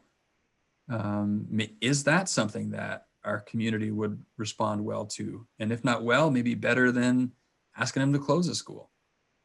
I don't really know. It seemed to me like a better alternative to asking towns to close their schools, when they've made it pretty clear to me in a couple of cases they're not willing to do that. I don't know if they're willing to do this or not, but we'll probably get a chance to hear. Rob. Oops. Where'd you go? Sorry. To that, Patrick, something that is just really churning in my gut right now is there's the agreement, and then there's the spirit of the agreement. And I think asking a town to vote to close its school is in the agreement, and repurposing, man, that's a real big gray area. And I see this come up in the chat. My question is, how much confidence do you have in those NASDAQ projections? What was their margin of error? And then also just considering, like, this is a pretty major change in a certain regards, in my opinion, to our school district. And with COVID, we have seen some in-migration to the state of Vermont. I guess, how solid are we feeling in those enrollment projection numbers? I think as solid as we can be. So when I think about, hopefully she doesn't feel outed by this. So I question the same thing, working backward from the enrollment projections NASDAQ gave us. I use that to sort of project the enrollment at each school. Lincoln was showing perhaps the most significant decline over the next couple of years, with their enrollment being at, and I showed it at 69 students in the 2015-2016 school year. Down from 2 years ago, they were 115 or 118 or something like that. So that's a really steep decline in 5 or 6 or 7 years. So I connected with Tori to just check in and say, so here's what NESDEC's saying. Here's what I'm kind of looking at specific to Lincoln. I know you've been doing a lot of enrollment projections on your own. Does this jive with what you've been calculating? And she told me that she was projecting between 65 and 70. So from that perspective, yeah, I mean, I have as much confidence in those NESDEC figures as I would any other projection that we might have. I mean, this is what they do for a living. That's a big part of their organization. They make these projections for districts all throughout New England. They do hundreds of them every year. They looked really thoroughly at a lot of factors that you can see in their report. If we can't put some stock in their at least district level projections, then I don't know what we could put stock in. I think it is, I will also say, COVID has thrown a wrench into everything. Like that has an impact. It has an impact of out migration. It may have an impact of in migration. We're, even in the projections you see, we're assuming most, like the vast majority of the kids that are currently home studied come back. We don't know that's going to happen. We're making a projection that they will, but who really knows in the end what the impact will be there? And that's, that's directly related to COVID. I think we had, gosh, what do we have? Floyd, you might remember something like 50 more students, or maybe actually, I think it was 73 students enrolled in home study this year that were not enrolled in home study last year. I don't know how many of those folks are coming back. I hope most, and I hope all.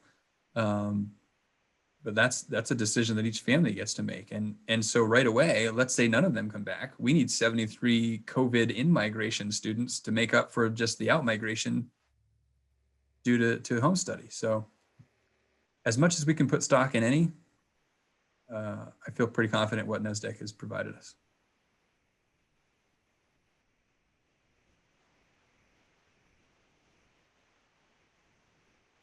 Hannah?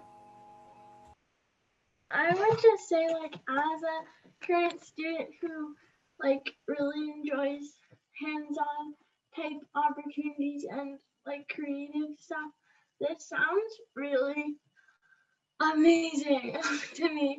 I wish I could be a part of it, and I'm really excited if we do this for other kids to have a chance to do stuff like this, because it sounds really amazing to me to like have all these different like creative opportunities outside of your school classroom.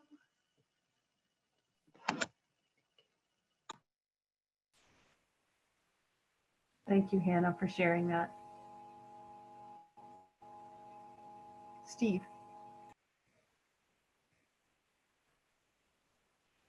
So thinking about your Caleb's question about the staff reductions and its disproportionate relationship to the enrollment drop. And for me, that kind of points out the discrepancy between the rise that they allow in the spending threshold each year as compared to what we're seeing for actual cost increases, primarily the health insurance number.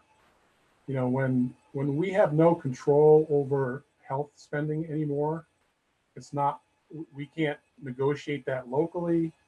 Not that we had a lot of control over it anyway, but when that's something completely outside of local spending control, and we're being asked to pay a penalty for exceeding a spending threshold, when that's the primary driver of increase in our salaries, which is the bulk of our spending, for me, there has to be some legislative push to disconnect that conversation. why is education paying the penalty for the broken healthcare system? And if we were able to at least make the spending threshold react to what we're seeing for healthcare increases, we'd at least be able to slow the impact of the increases and have more maneuvering room, on a year-to-year basis for reacting to some of these issues. Yeah, I don't disagree. And I should add that when I talked with one of our local representatives recently about the effort to get the $1 million in construction services to not count against the spending threshold, he also mentioned that he was interested, and I think there was some growing interest in looking at not counting healthcare costs toward the spending threshold. In all reality, that probably means a change in the threshold. Like, they're not going to just take the healthcare costs away and keep the threshold where it is, because it is such a big figure. But at least to take a step toward exactly what you're describing, Steve. I don't know. Again, I don't know, how much activity that's going to get. There's kind of a lot. The legislature has a lot to tackle in this next remote session, and they're still reeling from COVID and everything else. But I know there's some interest in growing on that. I don't know if Caleb has any more of the inside scoop. But. Well, I don't have an inside scoop, but I would just say maybe it's not the entire healthcare spending. Maybe it's just the year-over-year increase that you're exempt from in that particular year. Yeah, that's pretty much what I'm suggesting, is that $500,000 a year, so it's not nothing, and it does. When we get the number, it's just a question of how floored are you by it in that particular moment. Oops, sorry for the. Well, when we're saying next year, they're tying it to the NEEP, and it's a point, whatever you said, percent increase. That has no reality connection to the 9.8% in healthcare costs that are being tacked on to our salaries now. So it's a complete disconnect. But if we could at least pick up the increase in the spending threshold or some portion of it.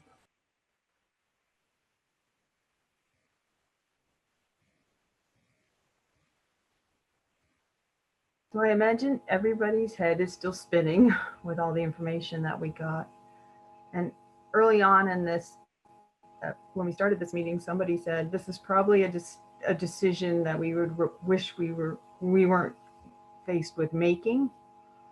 And I just feel the need to say that again. Like, I know that the other 12 people that sit on this board with me are not looking forward to deciding what to do. I know it's a challenge, and I think we'll struggle and we'll work through it, and we'll be listening to our community, today and next week and after that. And I really want to encourage the board members to listen in on the meetings next week, so you can hear more of what the community is asking, and set time aside to do that. We're coming in on the end of our time with this part of the meeting, and there are two on the speakers list that wish to make comments. One of them is from some students.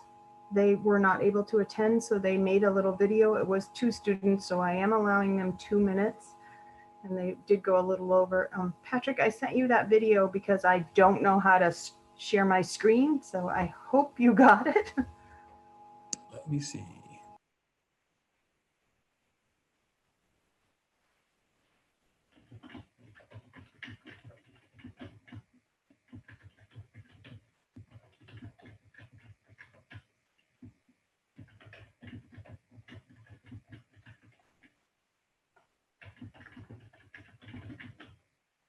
Hello, my name is Bella Osborne.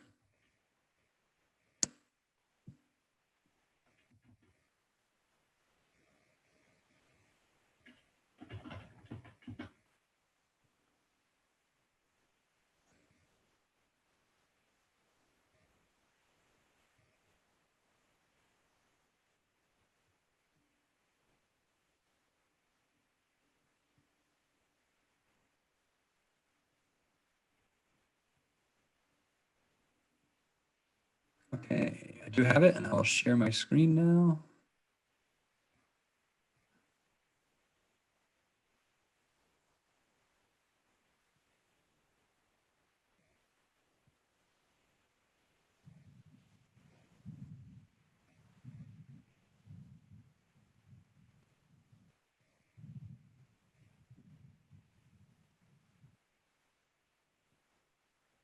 My name is Bella Osborne. And my name is Elsa Macefield. We are in 5-6, and we go to LCS. We love it here. I'm going to be talking about today why LCS is so important to us. Habits of mind. At LCS, we have habits of mind. The teachers model and teach different types of learning and interactions with friends. A few of the habits of mind are finding humor, applying past knowledge, listening and responding with empathy and understanding, and managing impulsivity. It's good to know that the teachers are noticing when you make a good choice. No other schools do this as much as we do. LCS is a community.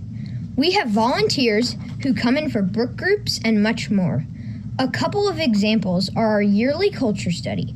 Every year, we study a different culture, and volunteers from all over Lincoln help with the different groups. We also have firemen from the Lincoln Fire Department who visit and teach us about fire safety. Every year, when it's not COVID times, an author visits and talks to all the students in our school. They also teach us about their craft. It's a valuable opportunity to have these experts and Lincoln community members work with us at our school. Book buddies are an exciting way for 5th and 6th graders to connect with the primary grades. On Halloween, in multi-age groups, we make masks and then walk over to the preschool to put on a mask parade. Having multi-age group events is important because in bigger schools, we feel like there might be kids in upper and lower grades that don't know each other. In LCS, we make a point to connect with our community. We can walk through the halls and the younger kids will shout our names and tell us what they did at recess. There's a real connection between the kids in LCS. The environment. LCS is also special because of where it's located. We have a field, forest, and a river. At LCS, we have hike day in September. The whole school divides into 7 groups, and each group goes on a different hike. Sunset Ledge, Mount Abe, and Snake Mountain, for example. When you're in 5-6, you go to Lotus Lake, an outdoor education center where we practice team building, go on hikes, and do whole group cooking. Because of the pandemic, all classes have outdoor classrooms.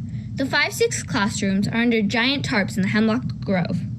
When we're there, we're excited to learn. Right now, we are doing lots of learning by the river, which runs right through our school grounds. We think having all these experiences are important because we learn new things and have new experiences in the beautiful outdoor space. Thank you for your time.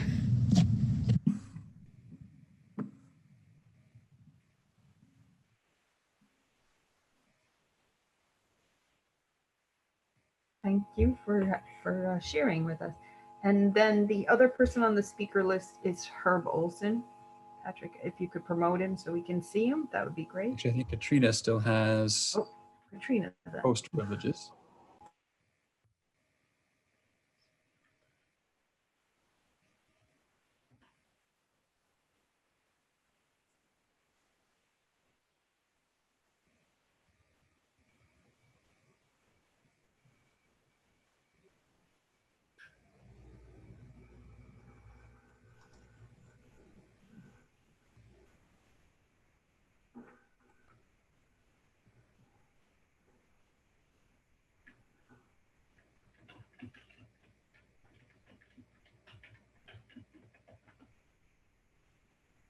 You hear me, folks, now?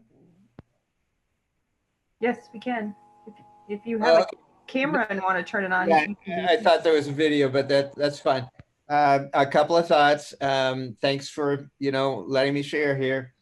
The first comment is I hope the board will do everything they can to ensure that the financial data and other assumptions on which Patrick has formed certain conclusions and made his recommendation will be available to the public as soon as possible.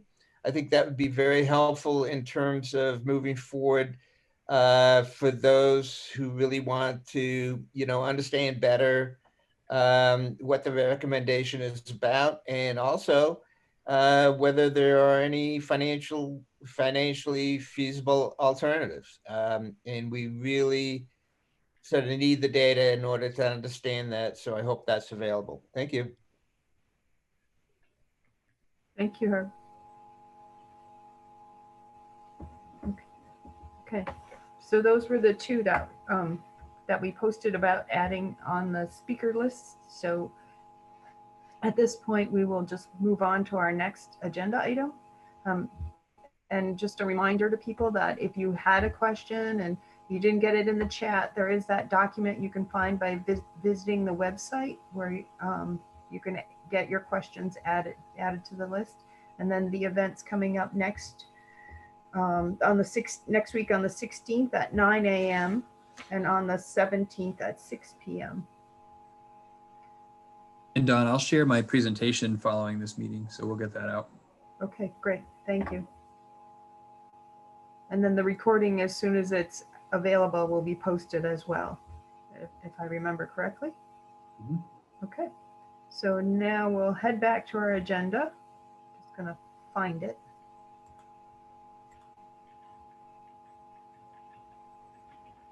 Okay, and next is an action item to set a date for December's January budget engagement. And I think Krista was gonna bring, Krista, did we talk about that at community engagement, like a window of time, or was it looking more like January? I think it was January, and we were going to ask Patrick what might work best, right? Yeah, and we talked about doubling up meetings because there was a concern about having multiple meetings on deck in January. So could we, do a budget info session for the community and then have our board conversation about this process? So I don't think we've nailed on a date, but there are not that many. If we think about when we would need to warn a vote, I think that was the driving factor. So we were looking at like the third week in December, or January rather. I'm sorry, I don't have specific dates in front of me. Right, I think we were going to rely on Patrick's availability as well.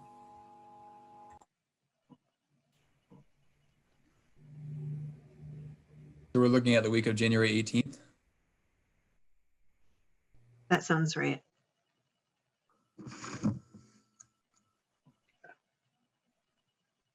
You are in luck. I don't have any evening meetings scheduled that week right now. So I just want to confirm again that what we agreed was that we would have a community budget info session.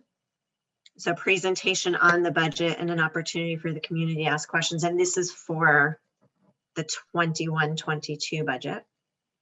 And then we would conclude that, and then we'd go into a board meeting, which would be solely focused on this topic.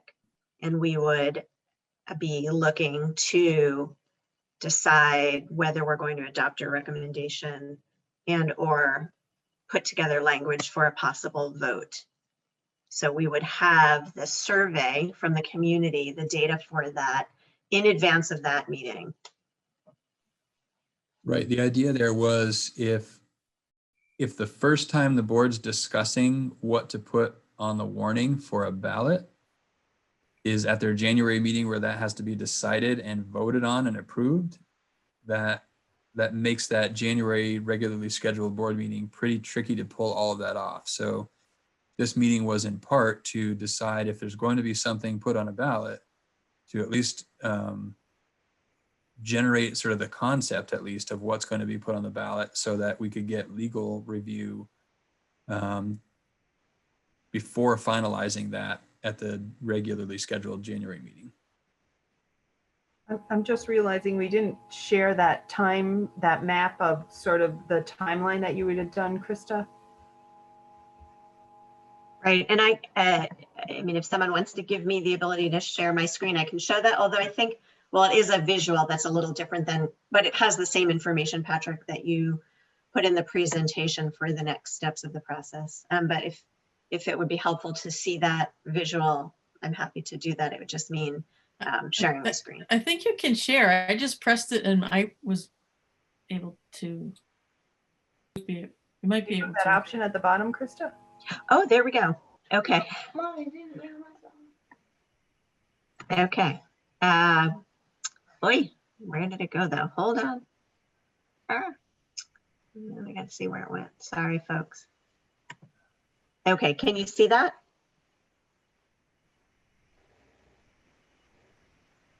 Is that diagram up, Don? Can you see? There okay. it is now. Okay, right. So we're here on the 7th, and then this similar presentation will be delivered to the community next week at 2 different times. And it'll be the chance for the community to ask questions and make comments, as well as via email, and those questions and answers will be posted to the website. We'll be putting out a survey for the community in this window, but approximately the 16th of December through January 10th. Then there'll be analysis of the data from the survey, which is going to go to all 5 town residents.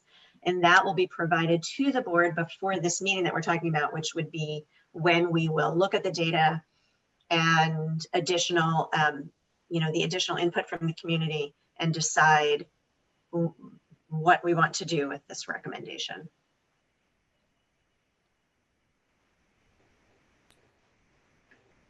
So is it necessary to, I'm sorry, just for some clarification, based on what Patrick just said, do we need to take some action tonight if we want to be on track for putting a vote to communities?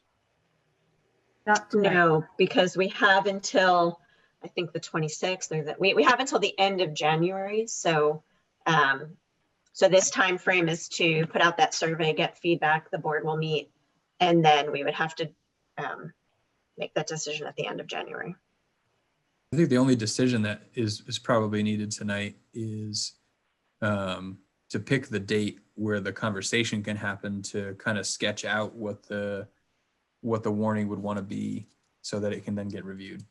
Currently, we don't have time in for that conversation. Right, and are you guys proposing that we combine the budget conversation with this conversation? I'll comment on that, but can I, would it be okay if I stop sharing my screen? Or do folks want me to keep that up? Okay. Yeah, so I think it was at the last board meeting that we talked about this, and I know I had concerns about combining those things, to be honest, because it's a really big topic. But I think the flip side was the numbers of meetings and our capacity for all board members to attend multiple meetings in 1 month. And so I thought the consensus at that time was to do both in one night. I would rather split, but that's just one member. Rob? Me too. My memory might be wrong, but I thought that was at our community engagement committee meeting. That we Okay, discussed thank that. So you. we made Okay. no formal board action in regards to 1 or 2 meetings. That's my memory. I think you polled members, and it just seemed like the additional meetings for some of the community engagement people as well was a challenge. Is it worth a show of hands now to see where people are? Well, let's just clarify first. I think that would be helpful, but can we clarify first? So right now, the only thing on the books in January is our regularly scheduled board meeting. On the 6th. And the concern and reason why we were proposing having an additional meeting for this recommendation was so that if we were going to warn a vote, we would not try to have a really long discussion. We had enough time to have our conversation and to develop language for an article. So that became a second meeting. So then we were at January, week of the 18th. And then we discussed the need for a budget information meeting, and that got us to our third meeting. So I think the question on the table is we have 3 meeting needs for January. Is that right, Patrick, as far as you can see it? Okay. Steve? Yeah, the only point I wanted to add was I think there was at the last meeting, not the community engagement meeting, at the last board meeting, there was discussion about whether we needed another budget information meeting in December, which I think we agreed we didn't need. We didn't, I wasn't at a meeting where we discussed combining them, combining the second meeting, but I don't think we needed the meeting in December for the budget. So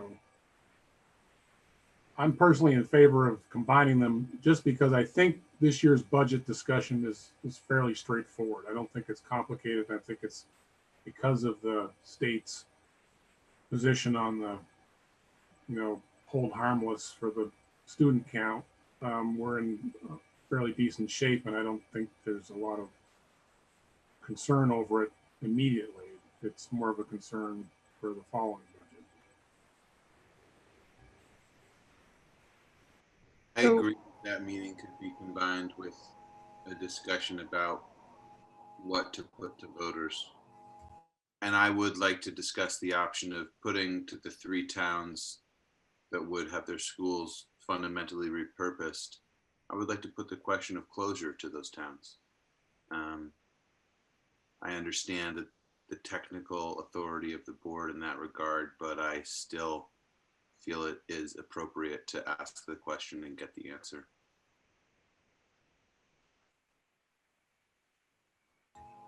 So can we get a thumbs up for 1 meeting and then thumbs up for 2 meetings, and so we can sort of see where everybody is?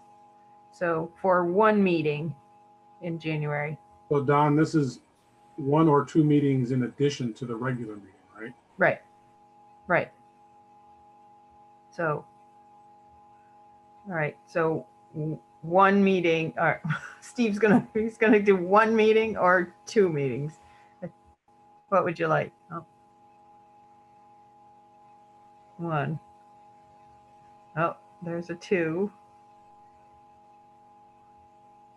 I'm trying to wait. So right now we're putting 2 fingers up if we prefer 2 meetings in addition to the regular board meeting, and 1 finger if we just want 1 to combine the budget and the facilities.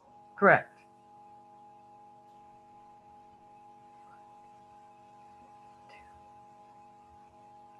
You put 3 up? 1, 2.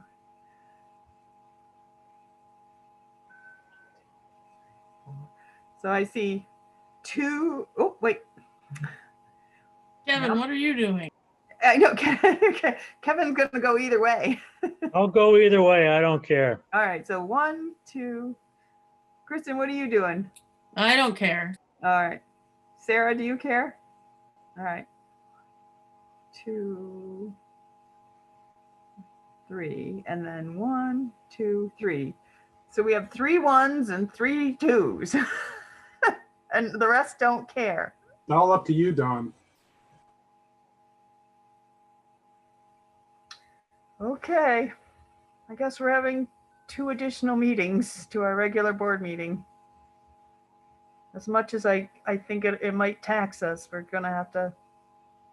have to support each other through it.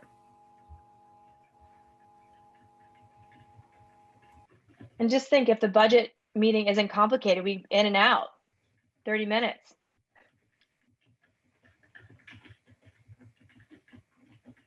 Liz, did you want to say something? Where did you go?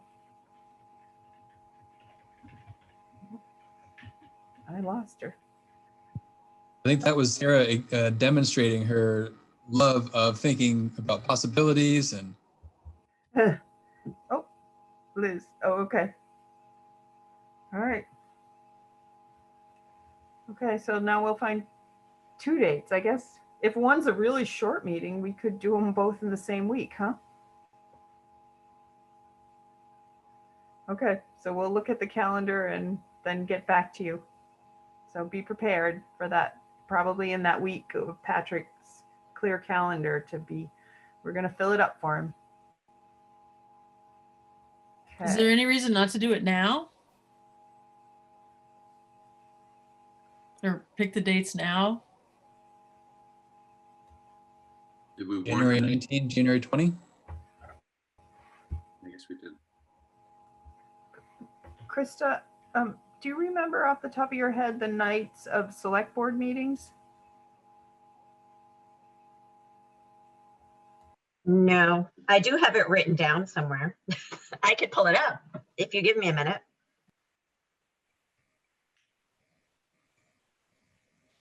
Is there a reason why we couldn't do the board budget meeting the week before that? Or are we waiting on numbers or something?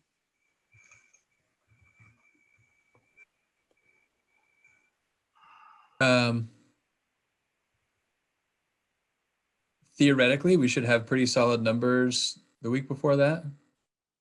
And conceptually, the closer to the end of January we get, the more reliable those numbers are.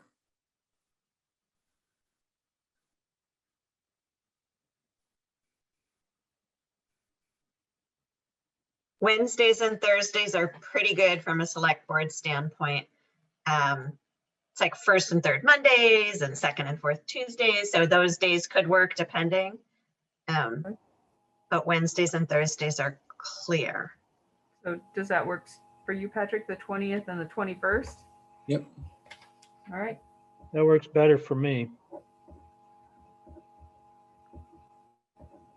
Okay. And that's still enough time if we develop language to warn. Because I know it isn't just the deadline, right? You wanted to make sure legal counsel would have time to review it. Yes, I think that would be tight, but I think we can put the squeeze on Dina a little bit. Should be okay with it. Maybe I might ask that we make the 20th the discussion about the warning. That just buys us one more day, and then the 21st could be the budget discussion for 22. And I can give Dina the heads up that this is coming so she'll know and can be anticipating it. So is it the 21st? No, wait, 20th and 21st. Okay. Okay. All right. Okay. You want to do 6 p.m. for each of those? Plan them for 6 to 8 or something like that? Or do you want to do 1 hour for the budget and then 2 hours for the long range planning? Sure. I think that's a good idea. We'll plan 1 hour for the budget and 2 for the discussion. The 20th is inauguration day.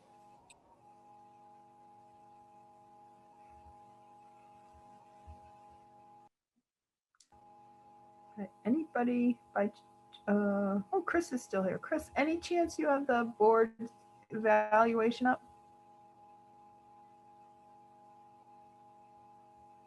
I have it up. Oh, great. Thank you, Andrew. What is the level of engagement of all board members, high or low? Thumbs up, thumbs down, thumbs up. Was the agenda followed, yes or no? Does the chair effectively establish the agenda and materials for distribution to the board? Is the chair effective in fostering a professional culture regarding fair and open deliberation, full participation of all members, and ensuring the integrity of the board process? Okay. Other feedback for the chair? All right. I think it was very good that Don kind of gave a preamble to the presentation tonight to set the stage. good introduction from Dawn to set the stage for tonight's facilities discussion. Okay, what went well with the meeting? Okay. No comment? I just have one comment that as board members, we really have to work on staying out of that chat. It just could cause us some problems down the road that we could just avoid if we stayed out of the chat. I guess the best way to think about it is we wouldn't be sitting in a meeting together and then to have suddenly somebody stop paying attention to the meeting and have a side conversation. So you have to think about that as we are in the Zoom meetings. Okay, so I put that in number 9. What suggestions do you have for ways to improve future meetings? You could put it either place, wherever, just as long as we capture it so that we can work on it. Okay. Is there a way to disable chat? Not in the webinar. Okay. Is there anything else, suggestions for improvements? I'm curious, Katrina, did you find the report section where you're able to download all the chat? No, I couldn't find it. We did an old-fashioned photo. Oh, jeez. I hope she can read it. I think she can. She's having some technical difficulties also and can't be heard, but she's capturing everything. I think it can also, I think it shows up in the recording as well. I know at least in the meeting version, it's there that we can find the chat recording. So we can look there once this recording's done. Okay. Anything else you want in the survey? Rob? Yeah, just to clarify from last board meeting, will the regularly scheduled board meeting at the end of the month be the one where we're going to be able to see all the participants up on screen? Were we going to change the format or not? Did I understand that wrong from our board meeting? It was my understanding at some point that we heard something that can't happen in the Zoom meeting that we needed to have control of or something. So that's why we were going to just move people forward in the public comment period and then move them back. That's the way I remember it, but I can go back and re-listen to the video or go over it again to double check. Yeah, I remember it in line with Rob's memory that we were going to figure out a new way to include attendees so that we could see each other. And there was concern of this meeting and how many hundreds of people would come here, and that it would defeat the purpose of our, getting a full presentation from Patrick and then being able to ask him all the questions that we had, with him having to let people in and then letting people out. But that my understanding was that moving forward, we were going to figure out a way to see the attendees, at least during public comment period. Yeah, I think the two options really are using webinar and during the public comment period, promoting people to panelists who, and I guess I'm still a little unclear if every attendee getting promoted to panelist, whether they had something to say or not, or if it was only attendees who had something to say. That would benefit from some clarity there. But you basically give panelist permissions to attendees. And then when that portion of the meeting's done, we take away those panelist permissions or leave them on as panelists, and then they're in and they have the same access level that you do as board members. But it's either it's meetings where everyone's little faces are on the screen as they are now, or it's webinar where you can sort of move them in and move them out.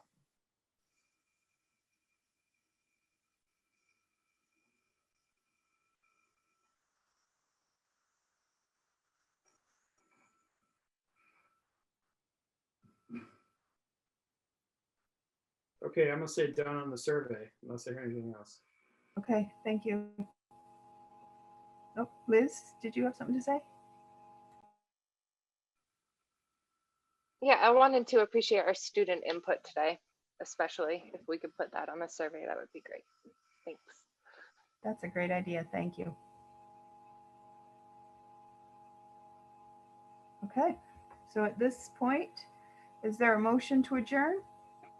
Can I pause on that? I'm not clear what I'm expected to prepare for the next board meeting. If it's going to be a webinar and we let people in and move them out, or if it's going to be a meeting and everyone's in. I vote for just a regular Zoom session without the webinar for a regular meeting. I've been to a couple of them on select board meetings and other meetings, and I don't really see that being a problem. And it gives you the benefit of being able to do a breakout room for executive session. You don't have to bounce back and forth between Zoom sessions. And if we have a special meeting like this, then we can change format to make it more controlled. Steve, would that would still be viewable to the public in real time, right? Yeah, I mean, a regular Zoom meeting is just everybody's in. Oh, you're saying a regular Zoom meeting where everybody's in. There's Everybody's in, like they would all be sitting in the cafeteria. We're all in. Yeah. You know, there's still rules of when you can talk and when you can't. There's no having to worry about whether you have permission to see people or not. I like that idea, Steve. Liz? I think maybe more breaks in the agenda for public comment perhaps, but like maybe it's just me, but I can find it hard to even find space when there's so much going on and so many different things to be said. So it would be, I mean, it would be great if there was a space for public comment, and maybe we could do better at that, at explaining how you could get on the list to get your turn to talk, or not have the time limits and all of that. If there was a way that we could break it out, because it's hard even amongst our group to necessarily get all of your thoughts out there, I feel, within the time frame that we have to talk. Thanks.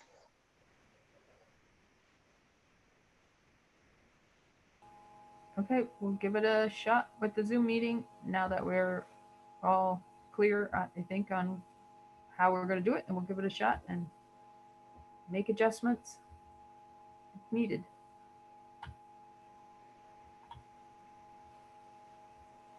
Okay. Now, are you ready to adjourn? So moved. All right, Steve and Andrew. All right, all those in favor of adjourning at 9 o'clock, please say aye. Aye. Aye. Any opposed? Any abstentions? All right, thank you all so much. And thank you, Patrick. See you Thank next you, week. Patrick. Thanks, Thank you, Patrick. everyone. Good night. Good night. Sure.